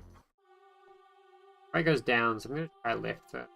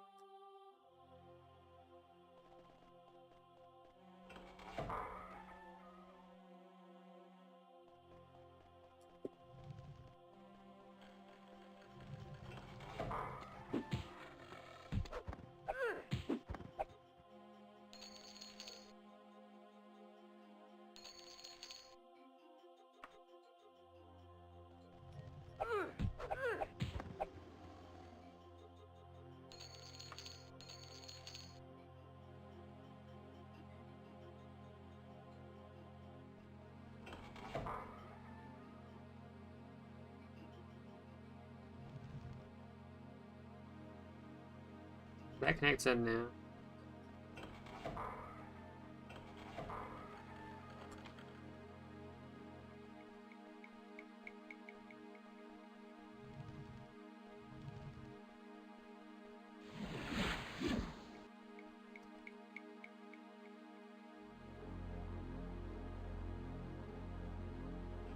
Anyone in chat yet?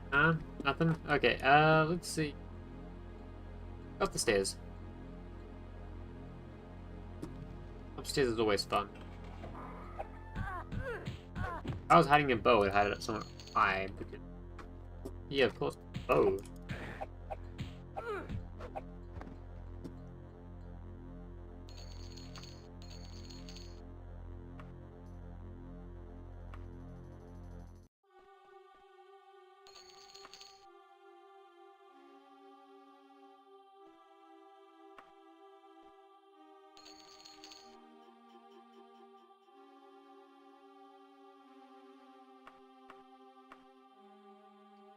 In.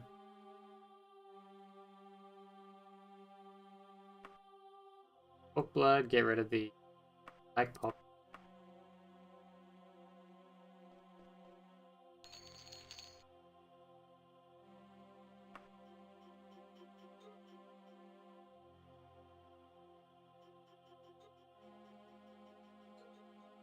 It's 1 to 45. It's not like the ratio. But, you know, Gorgon's name was 1.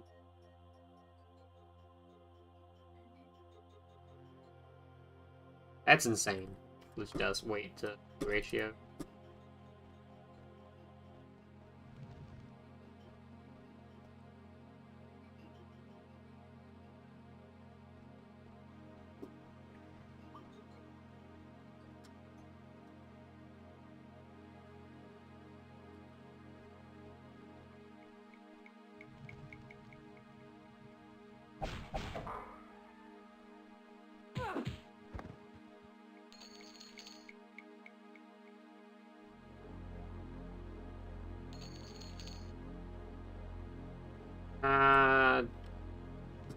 Full on stuff that's like really valuable though.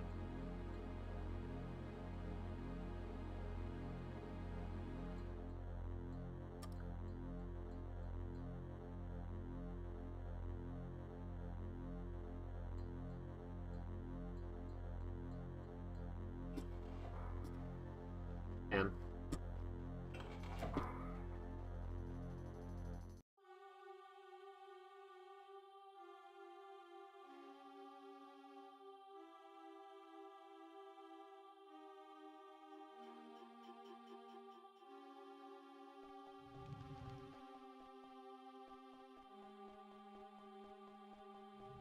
I'm just gonna run back to the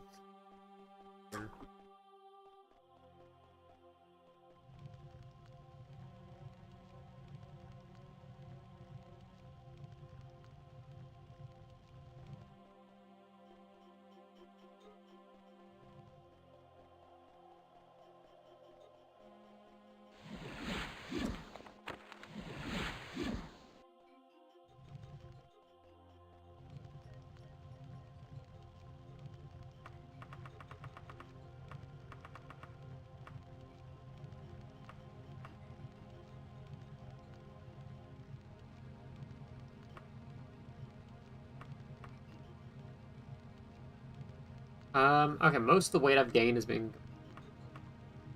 gold. Do I have to? I've picked up 25,000 gold in this dungeon.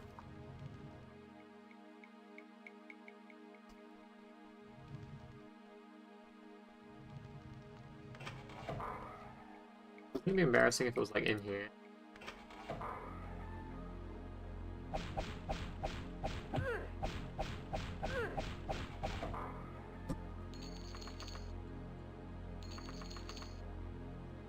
Oh, but like, it wouldn't be crazy if it was.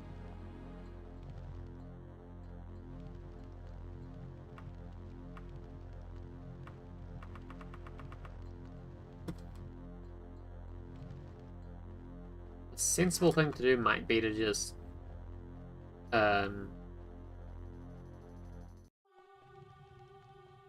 as words. Sensible thing to do might be to just go to the nearest town. sell a bunch of stuff and put my money in the bank. Love the bank. Don't.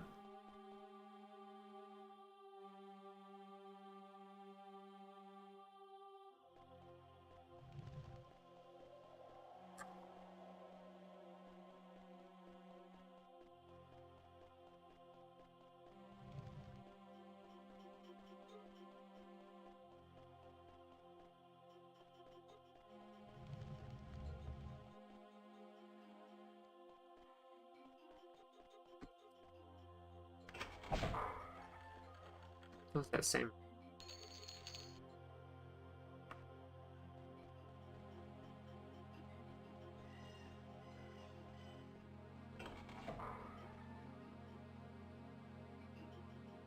Up.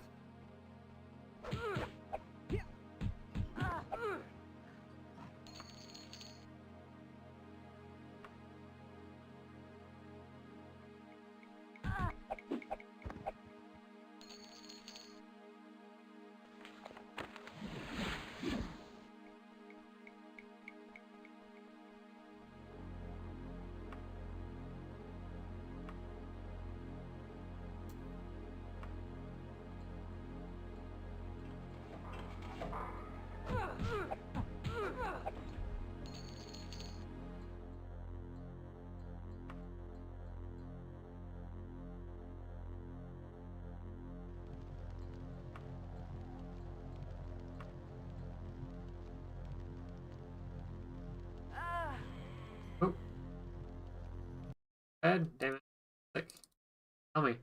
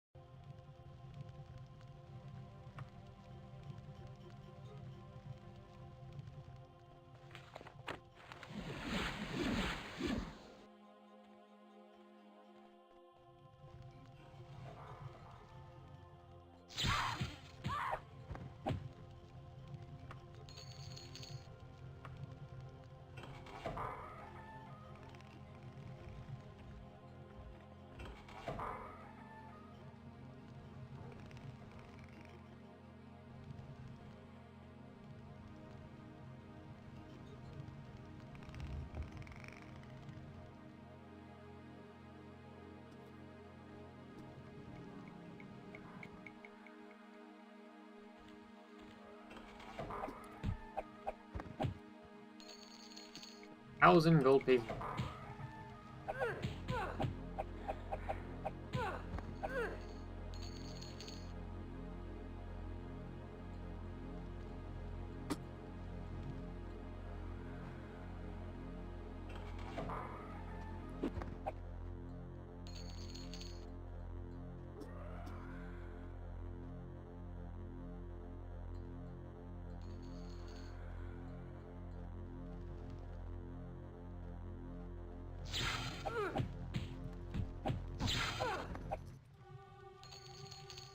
Spooked me.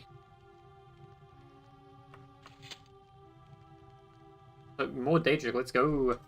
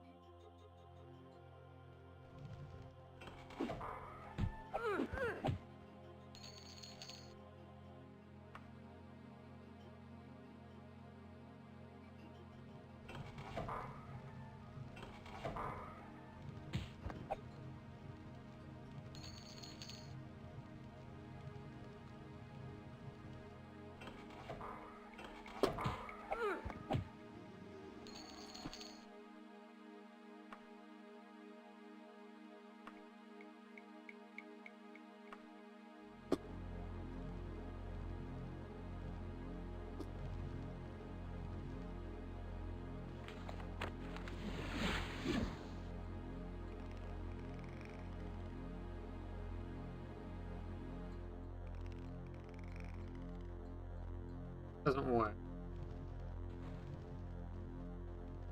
This means troubleshoot.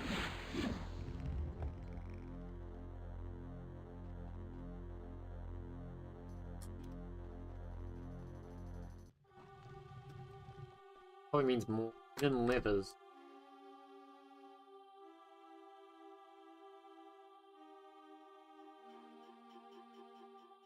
Two options. One.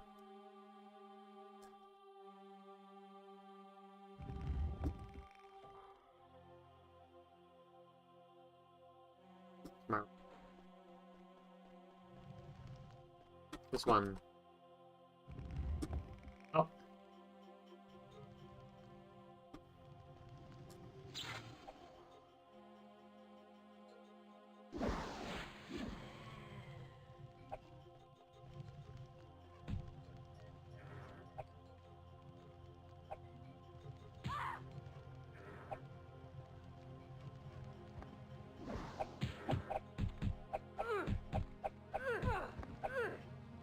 Get folded.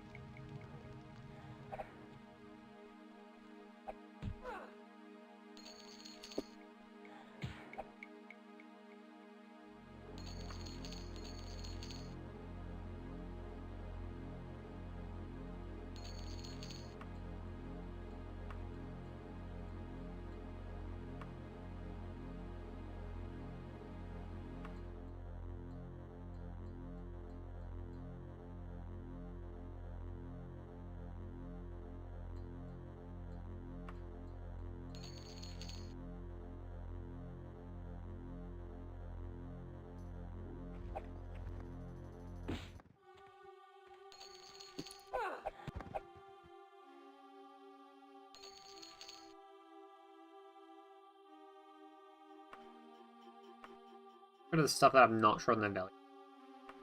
Favorite things I know.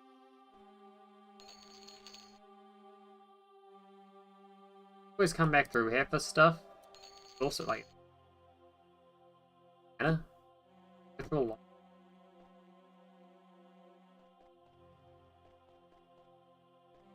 Okay, so gotta get out of here.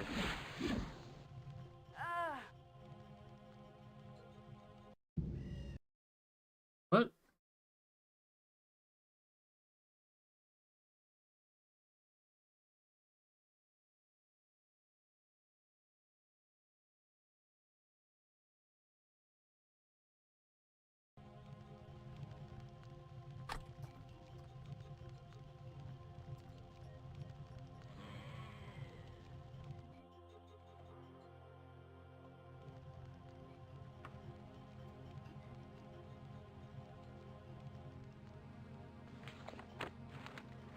Oh, surely I have a potion on.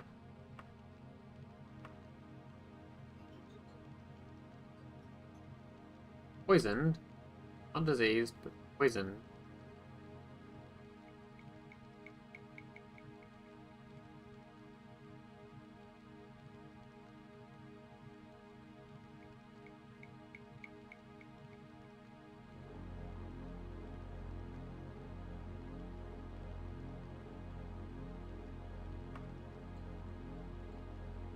Urine's being drained.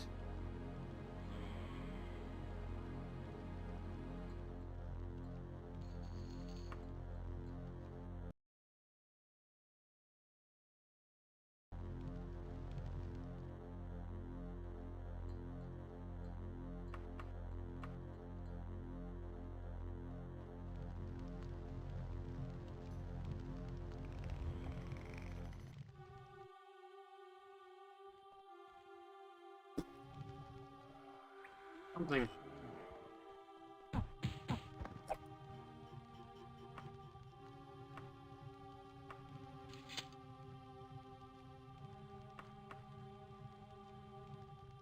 Here, what else I get?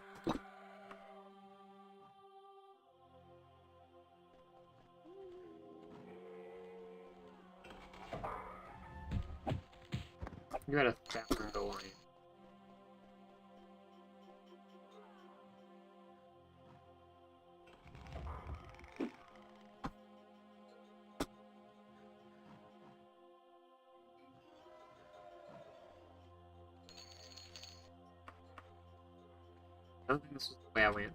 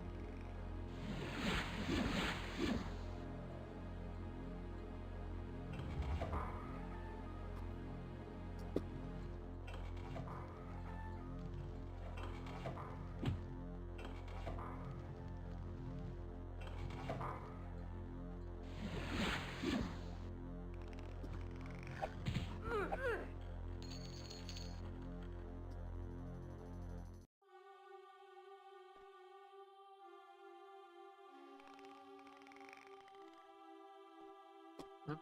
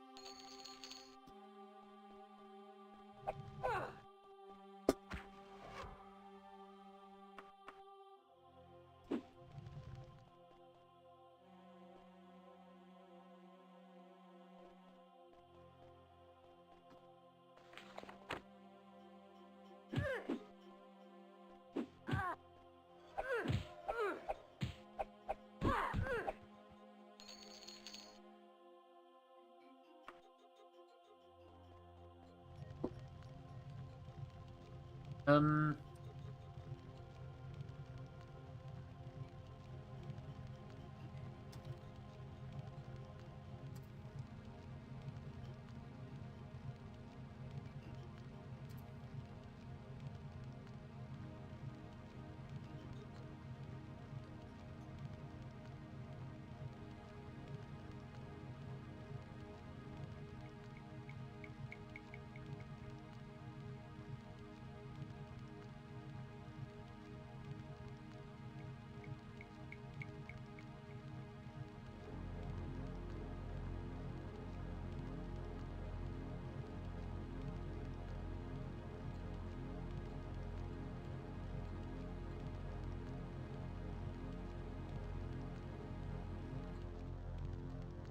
I'm trying to check if there's a way to like cure poison.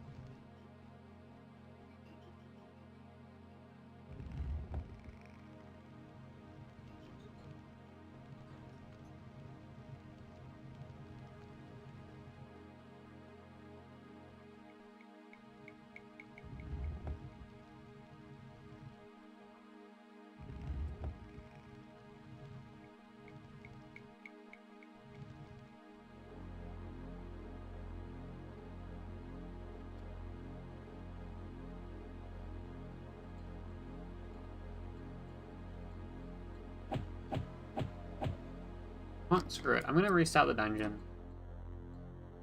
I'm just gonna remember. Ah.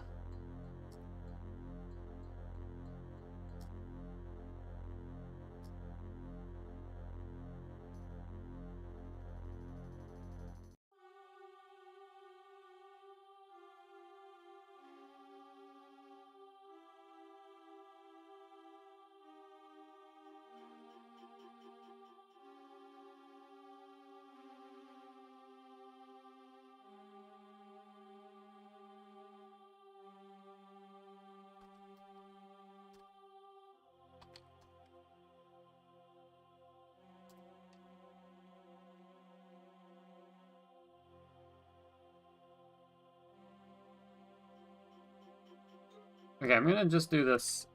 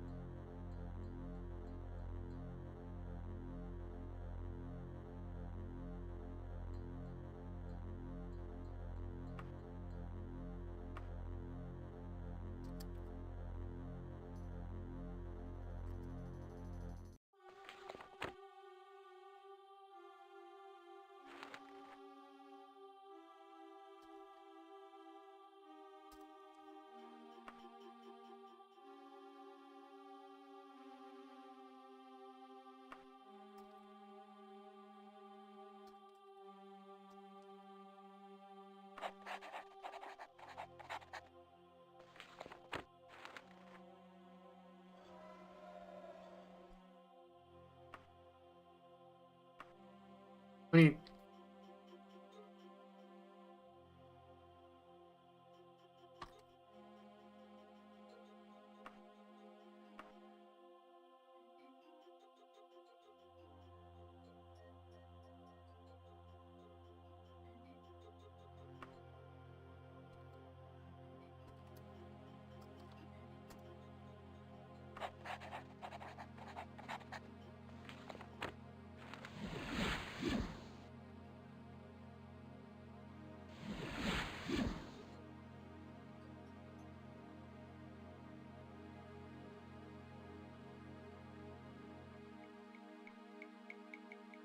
okay.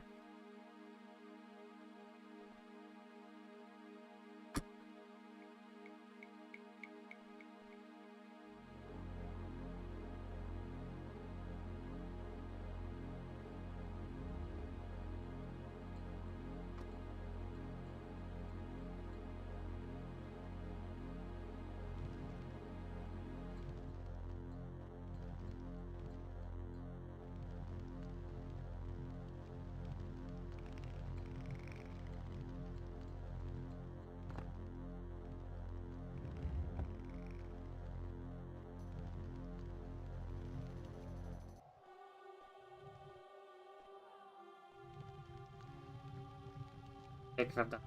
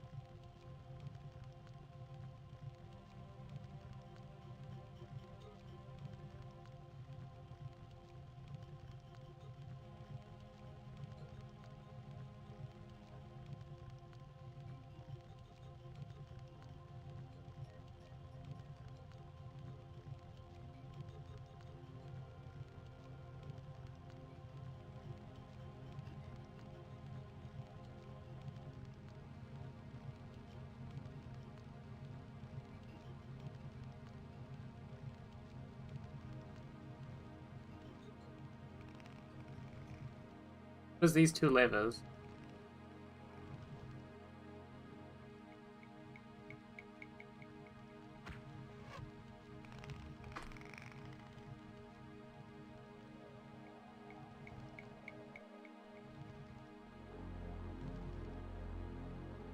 Huh?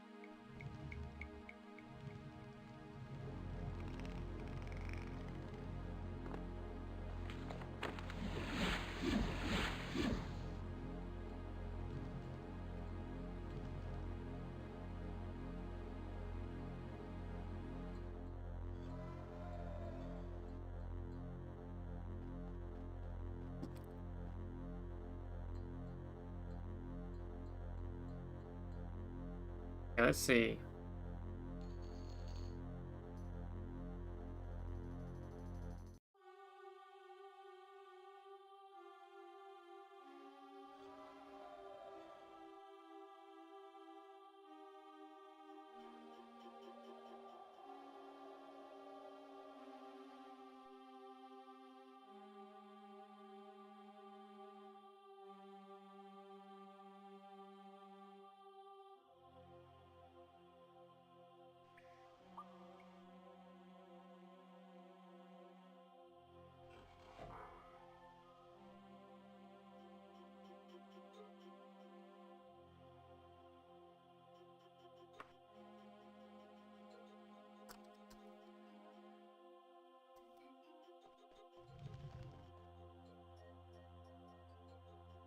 Just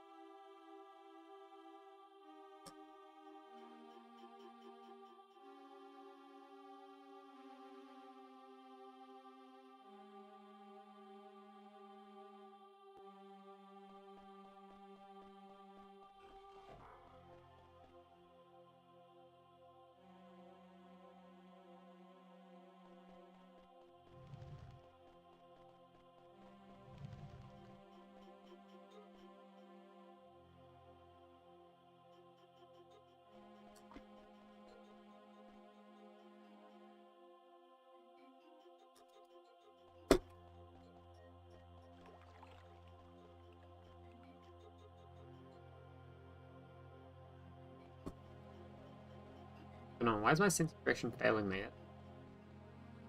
I am.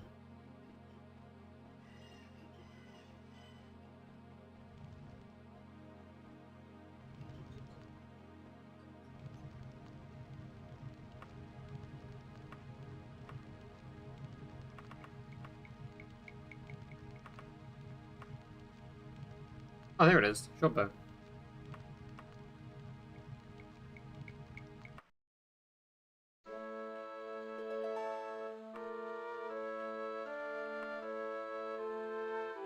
Okay. And now I am back to...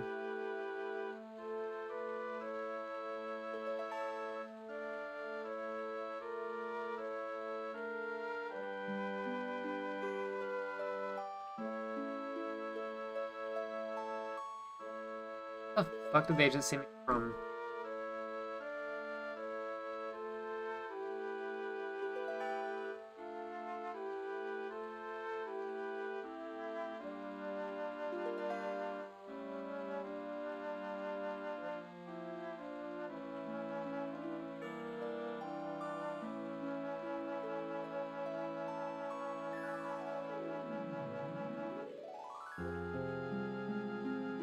Holding in...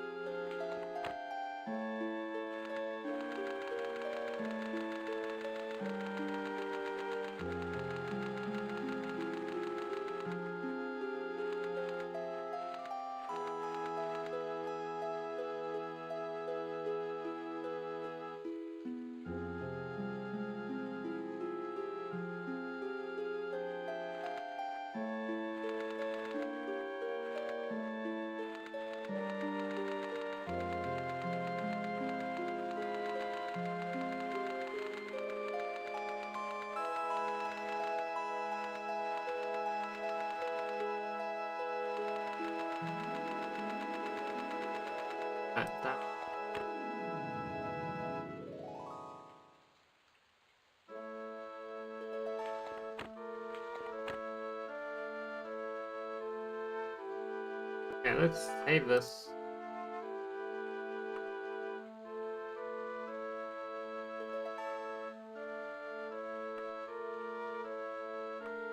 Close this and figure out where we are.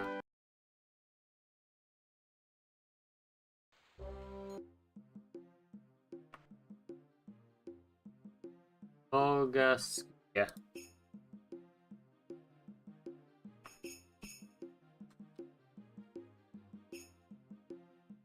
And now we load this one. Go back to Mogascubia.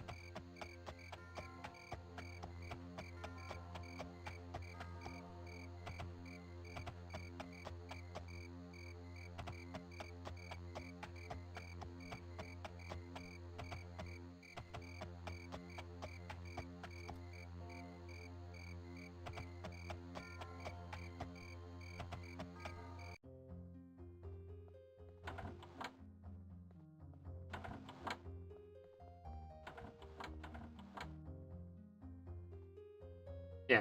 Well done, healer. Let me cast the spell upon the short bow. There, the short bow. Safe and you'll. Not even death can hide a true descendant. I beset. King Lysandus did not die in the battle of Ringane. He was slain by treachery before it. The monument to him in High Rock is an empty tomb. Remains were taken to in Menevia. I will now reveal. I will not. I do not know who betrayed Lysandus, nor why his spirit haunted Daggerfall, and not the battlefield of Kringane. I have kept my part of the bargain. Gratitude, Under King. So, tomb in Menevia.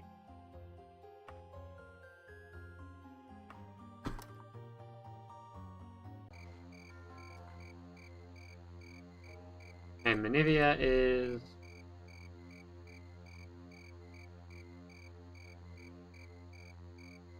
That.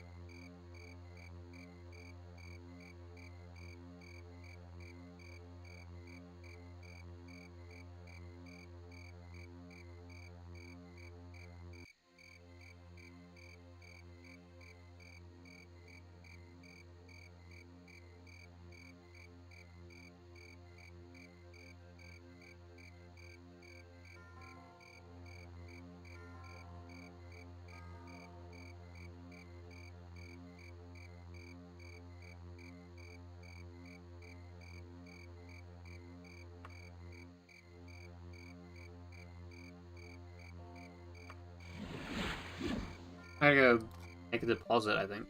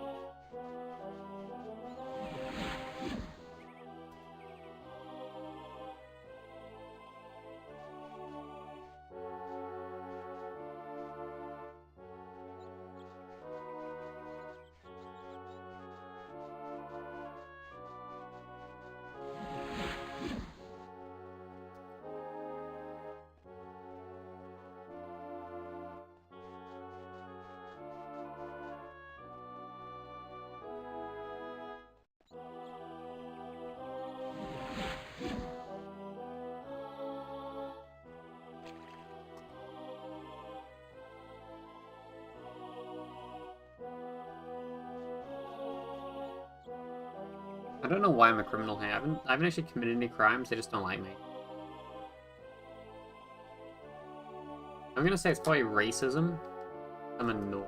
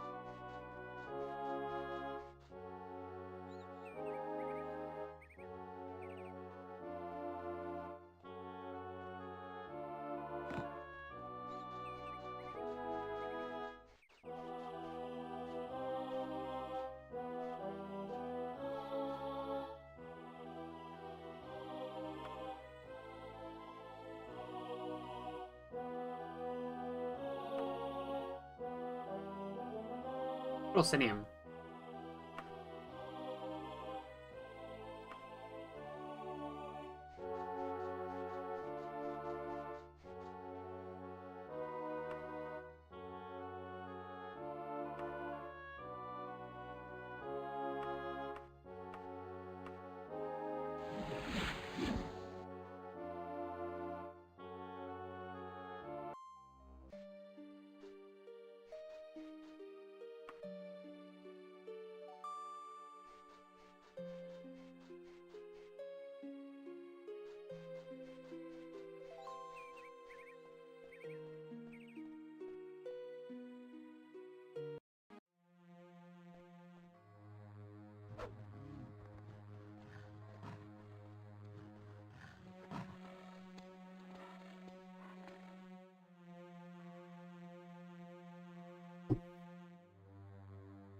The ruins and the hold of Coppering on our own island.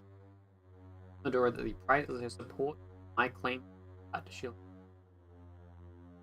The heart. Come, look upon the heart. Assuming it's the heart of Lorcan.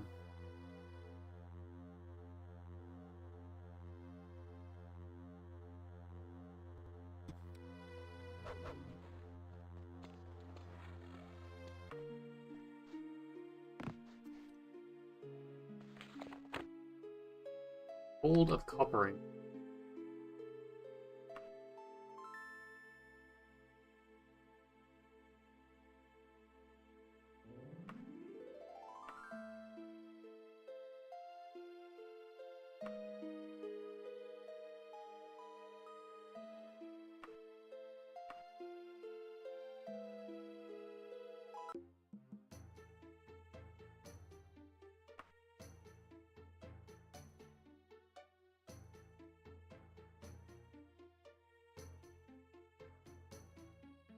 Prospering Orchard.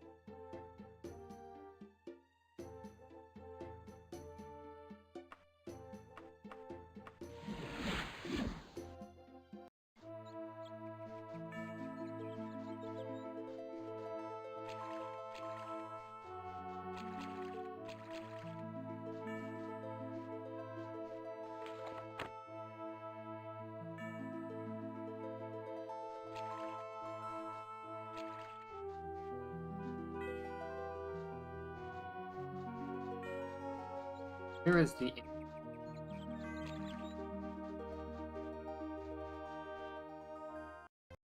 another dungeon. What is vibrating? Oh, it isn't vibrating. What is that?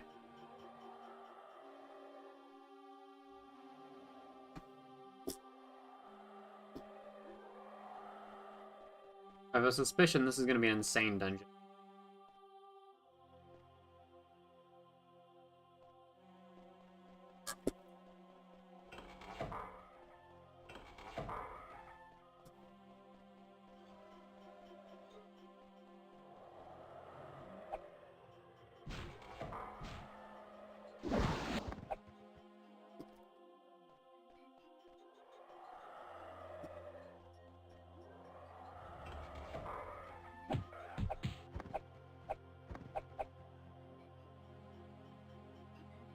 Mounted mace. That's definitely worth. Wait.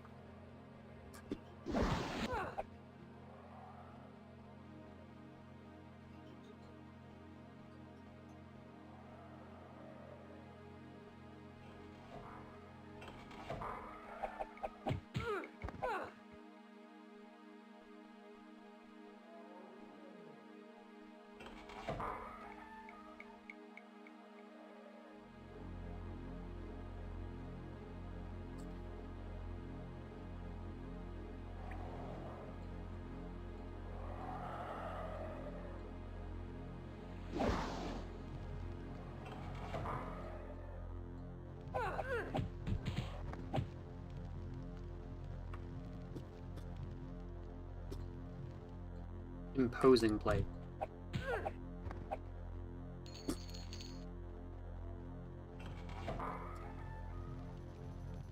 I'm not sure what to do with it.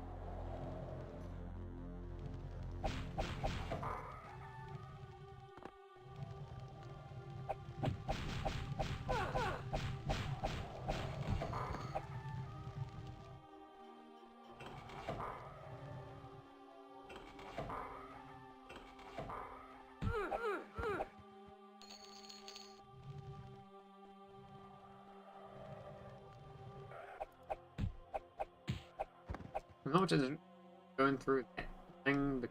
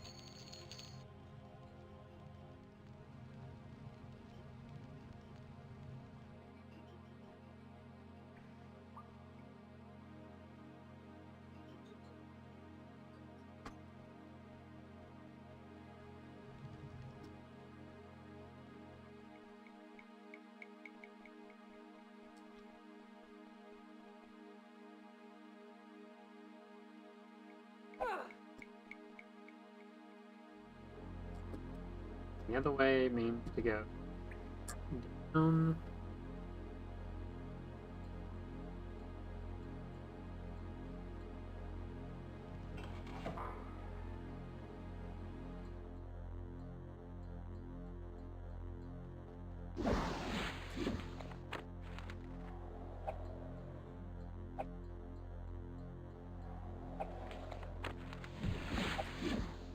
Oh, no, do I have action?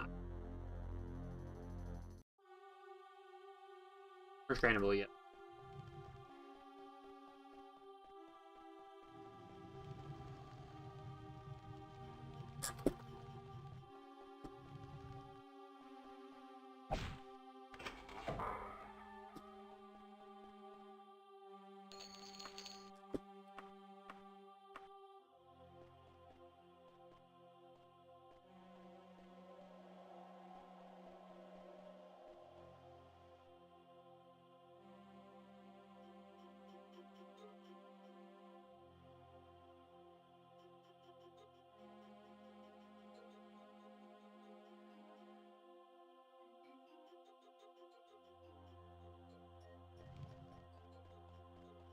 Man, we love exploring mazes.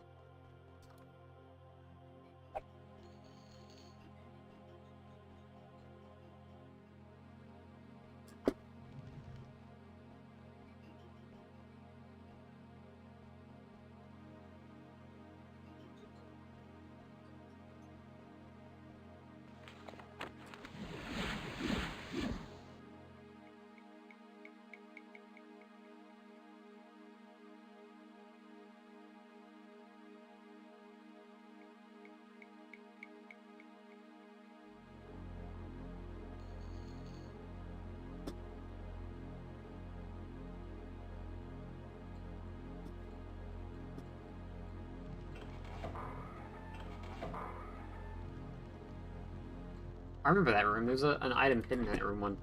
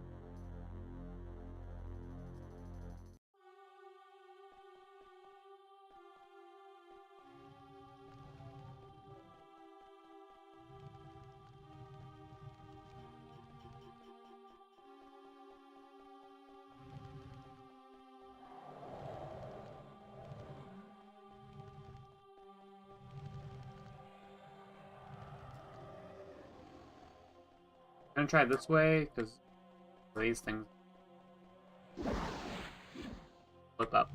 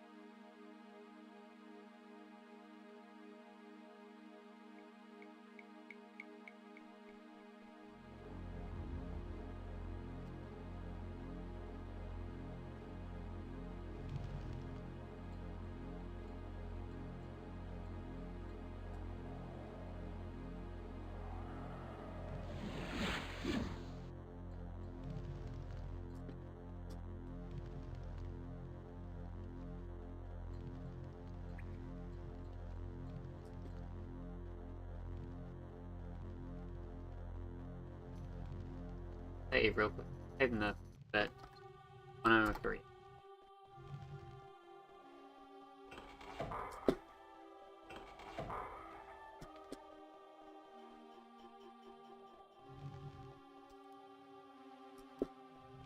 I'm going up either.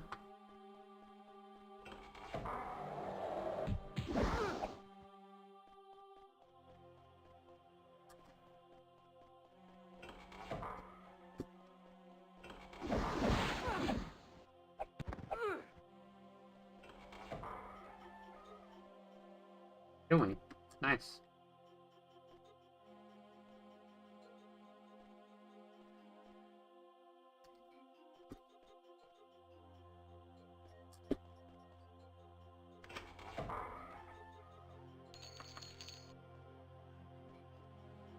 And it ain't it.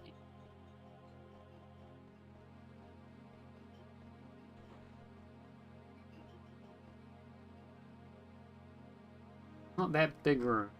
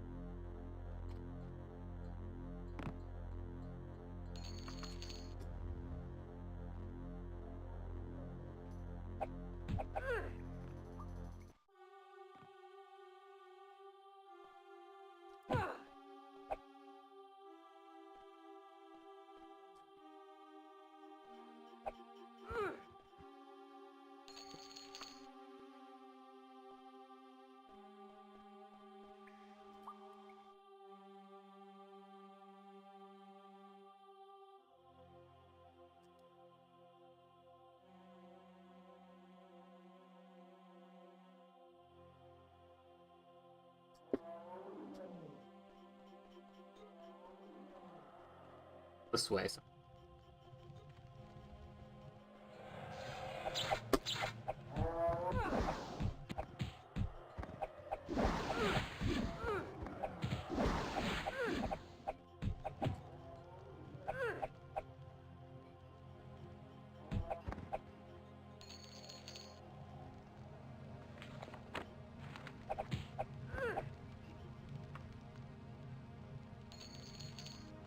Oh, that's gorgeous. It's a shame that I've got a shield that does something.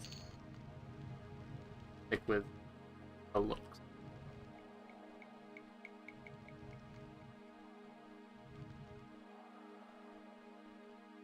I think I might. Oh. I was thinking in particular, like, map. Chunk that I was gonna wander into, but no, this isn't.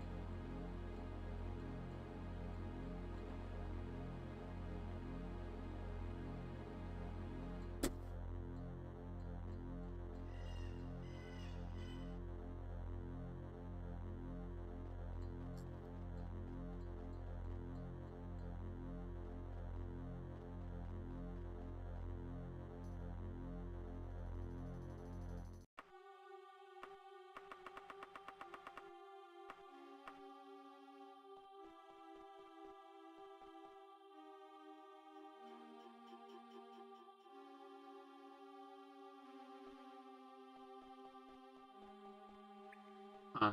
It does, okay.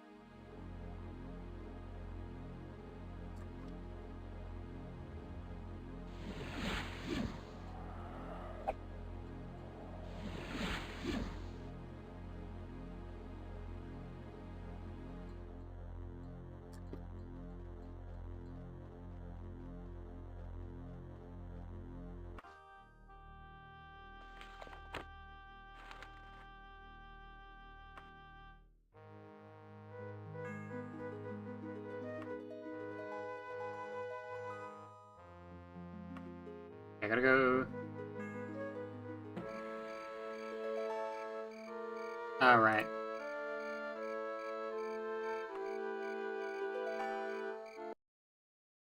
I'm gonna scum the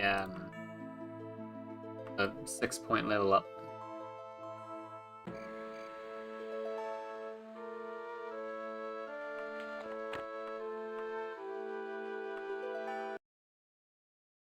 It shouldn't take terribly long, but I do.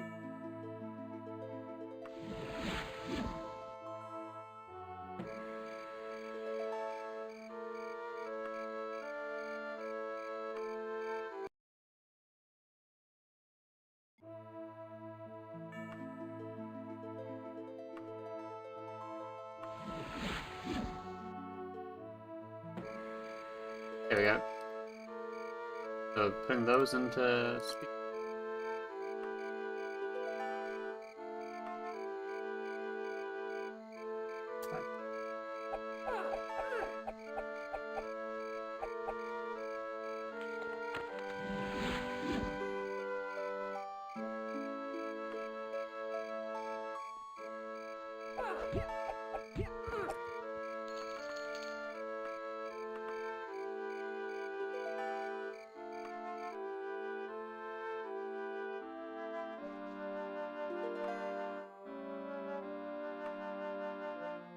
Okay. Go. This.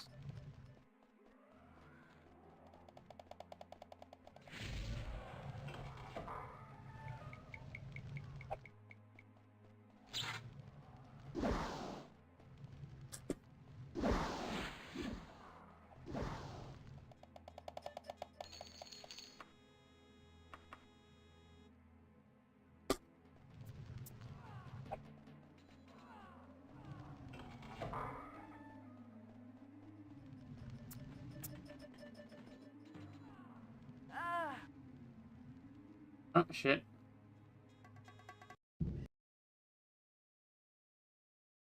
Friggin' hate vampires.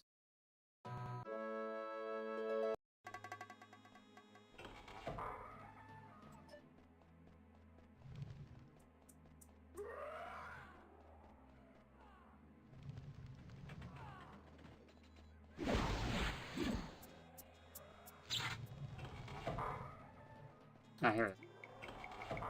Right?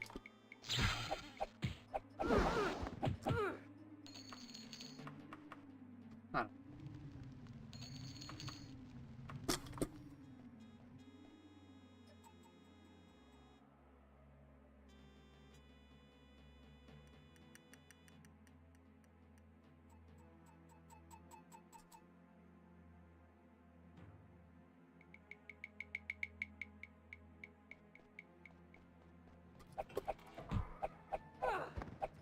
Ah, there it is. Way.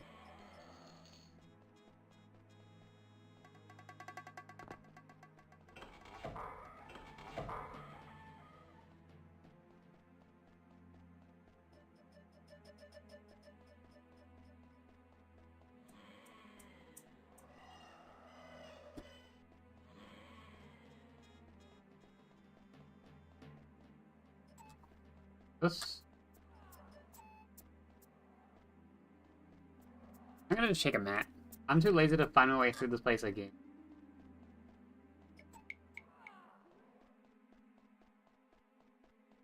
Is that fine, guys? I'd check a map.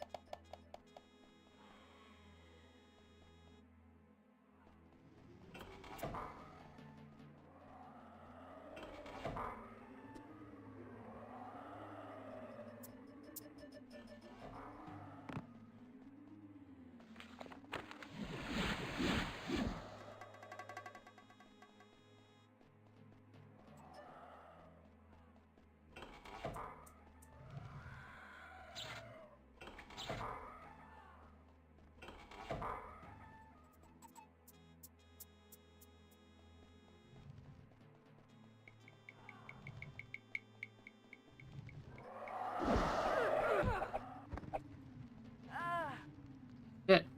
If I get to my... Yeah, I'm just gonna look for a map.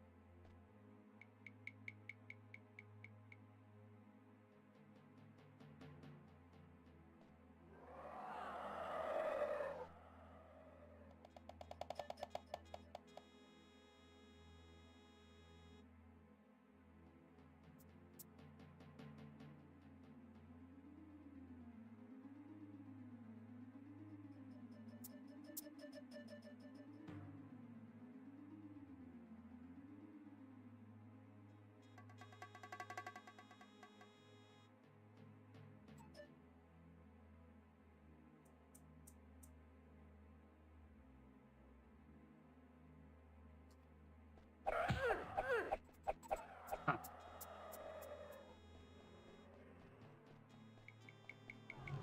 It's just illustrated wrong on the map I'm looking at.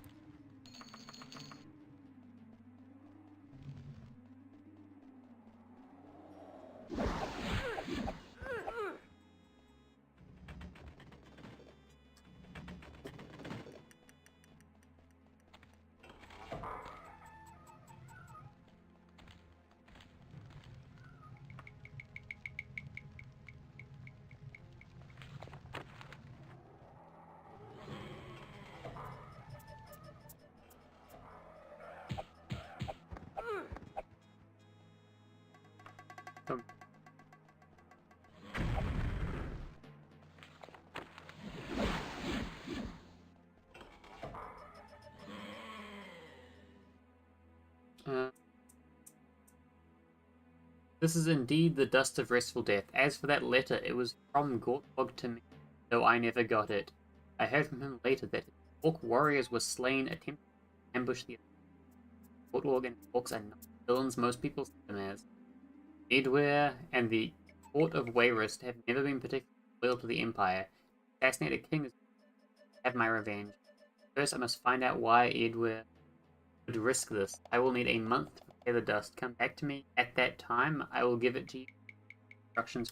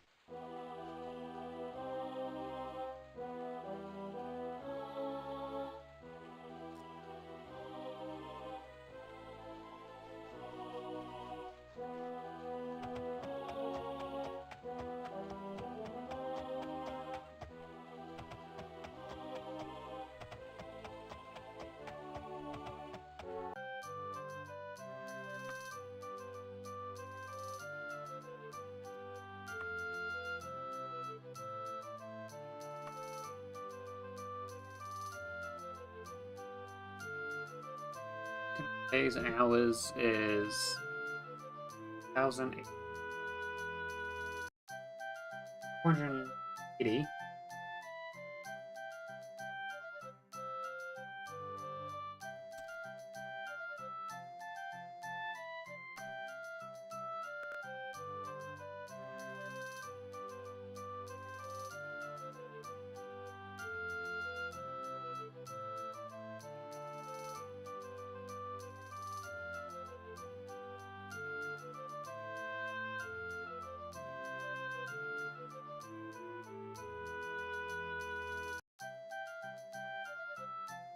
Um,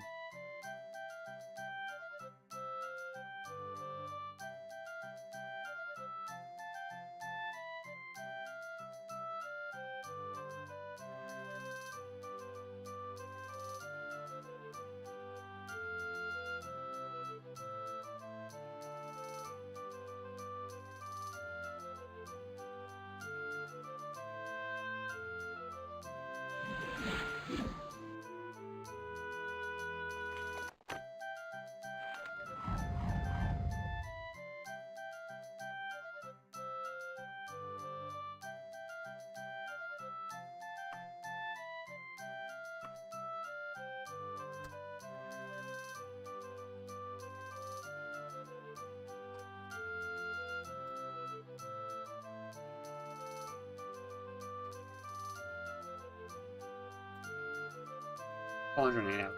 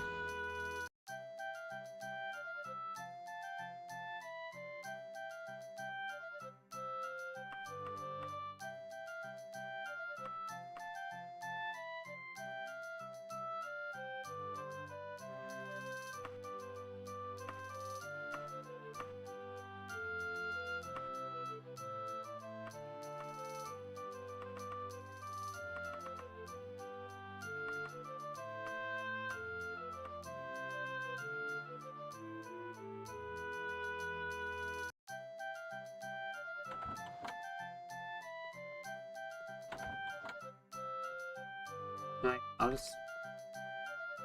I'm gonna rest for 9 hours. I'm gonna get...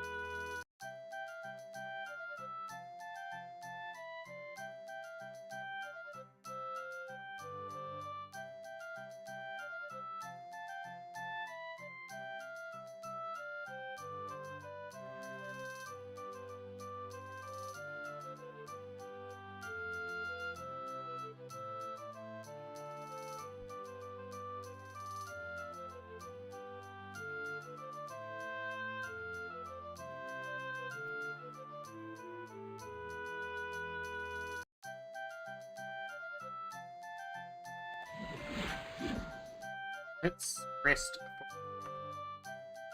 for 9 hours.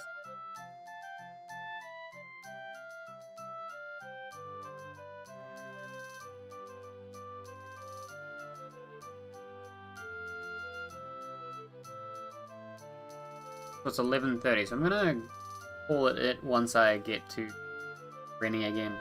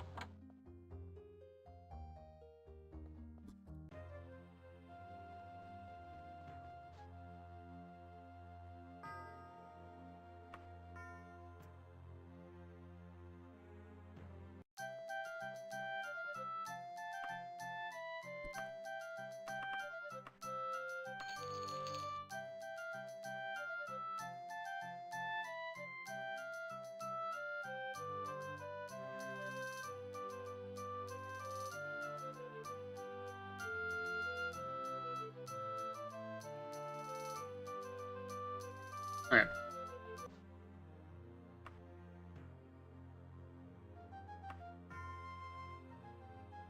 Travel.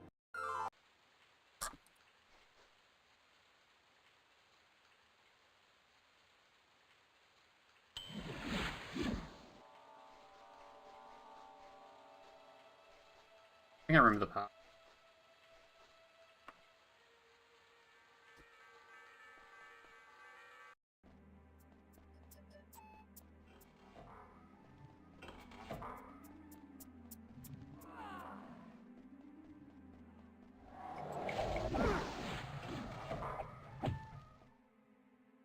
I don't remember the path, apparently.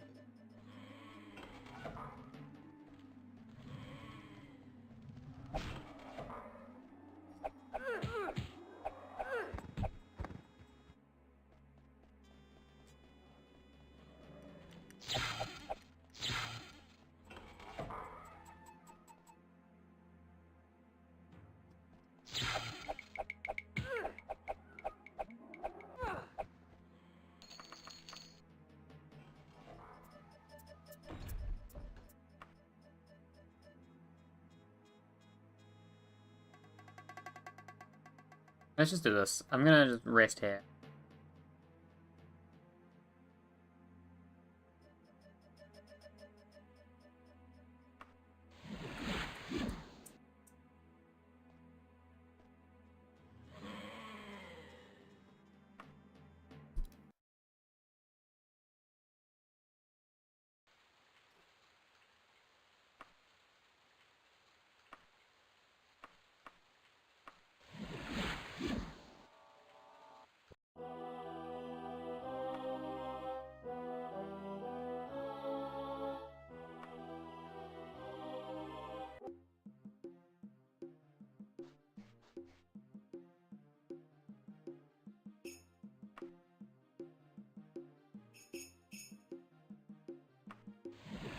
Now let's try it.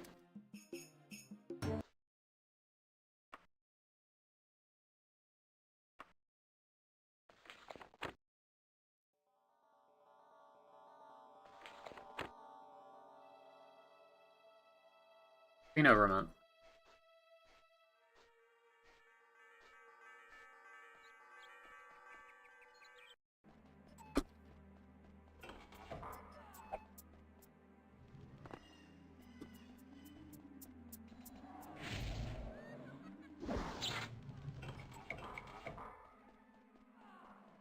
Yum.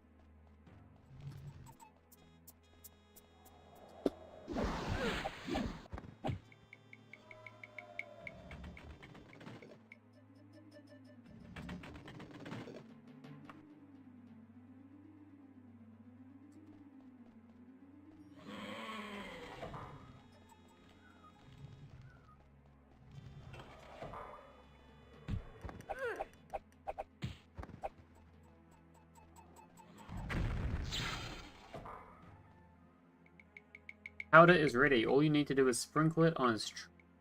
Must warn you. You will soothe it sufficiently to allow you a chance. The final exorcism of the Lysander statue. I do not know where he was buried. I do know that it was not on the field at Singrain where they erected that monument. Do speak to him. Could you tell him that I still death will not be a barrier to us for long?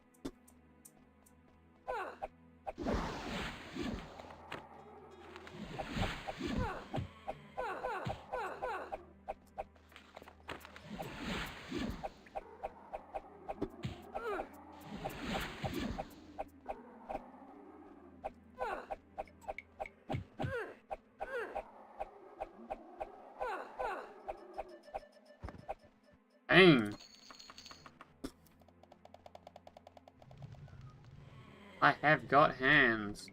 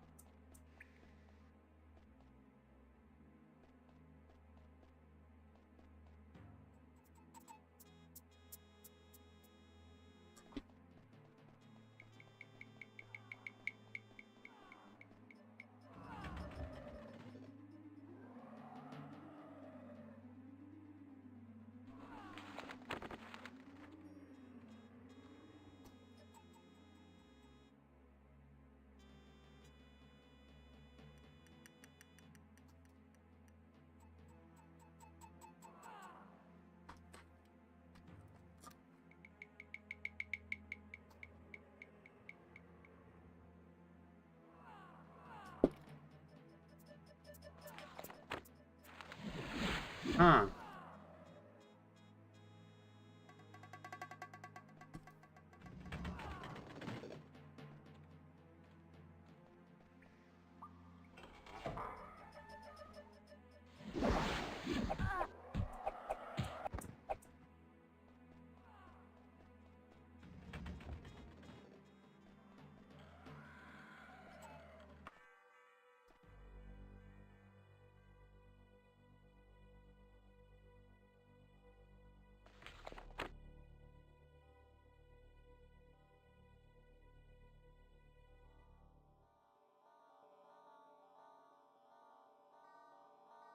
The Orkney period, right?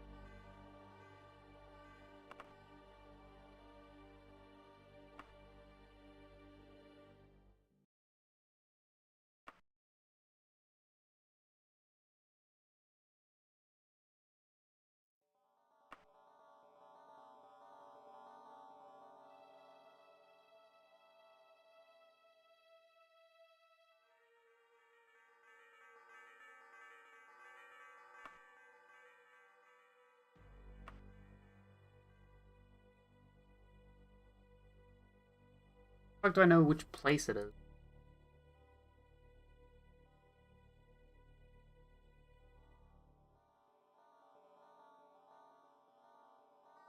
Oh, there it is. Lysander is too.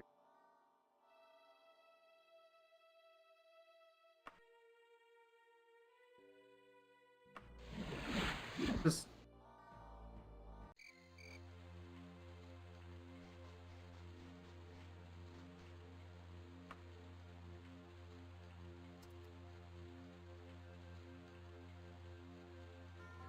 I'm gonna check the table, see if I've quests.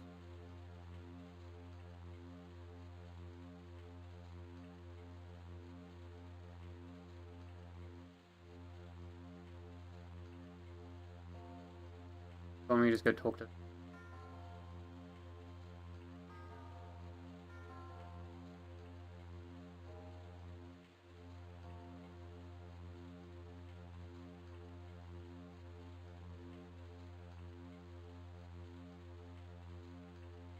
Ah.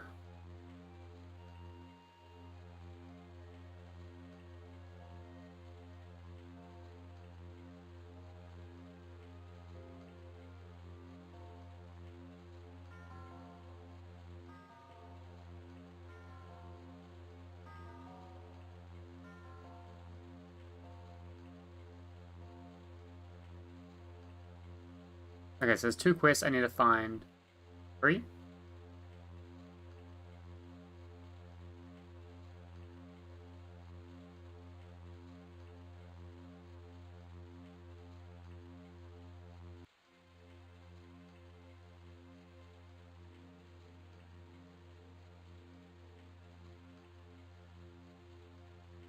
Okay. Well, see you guys.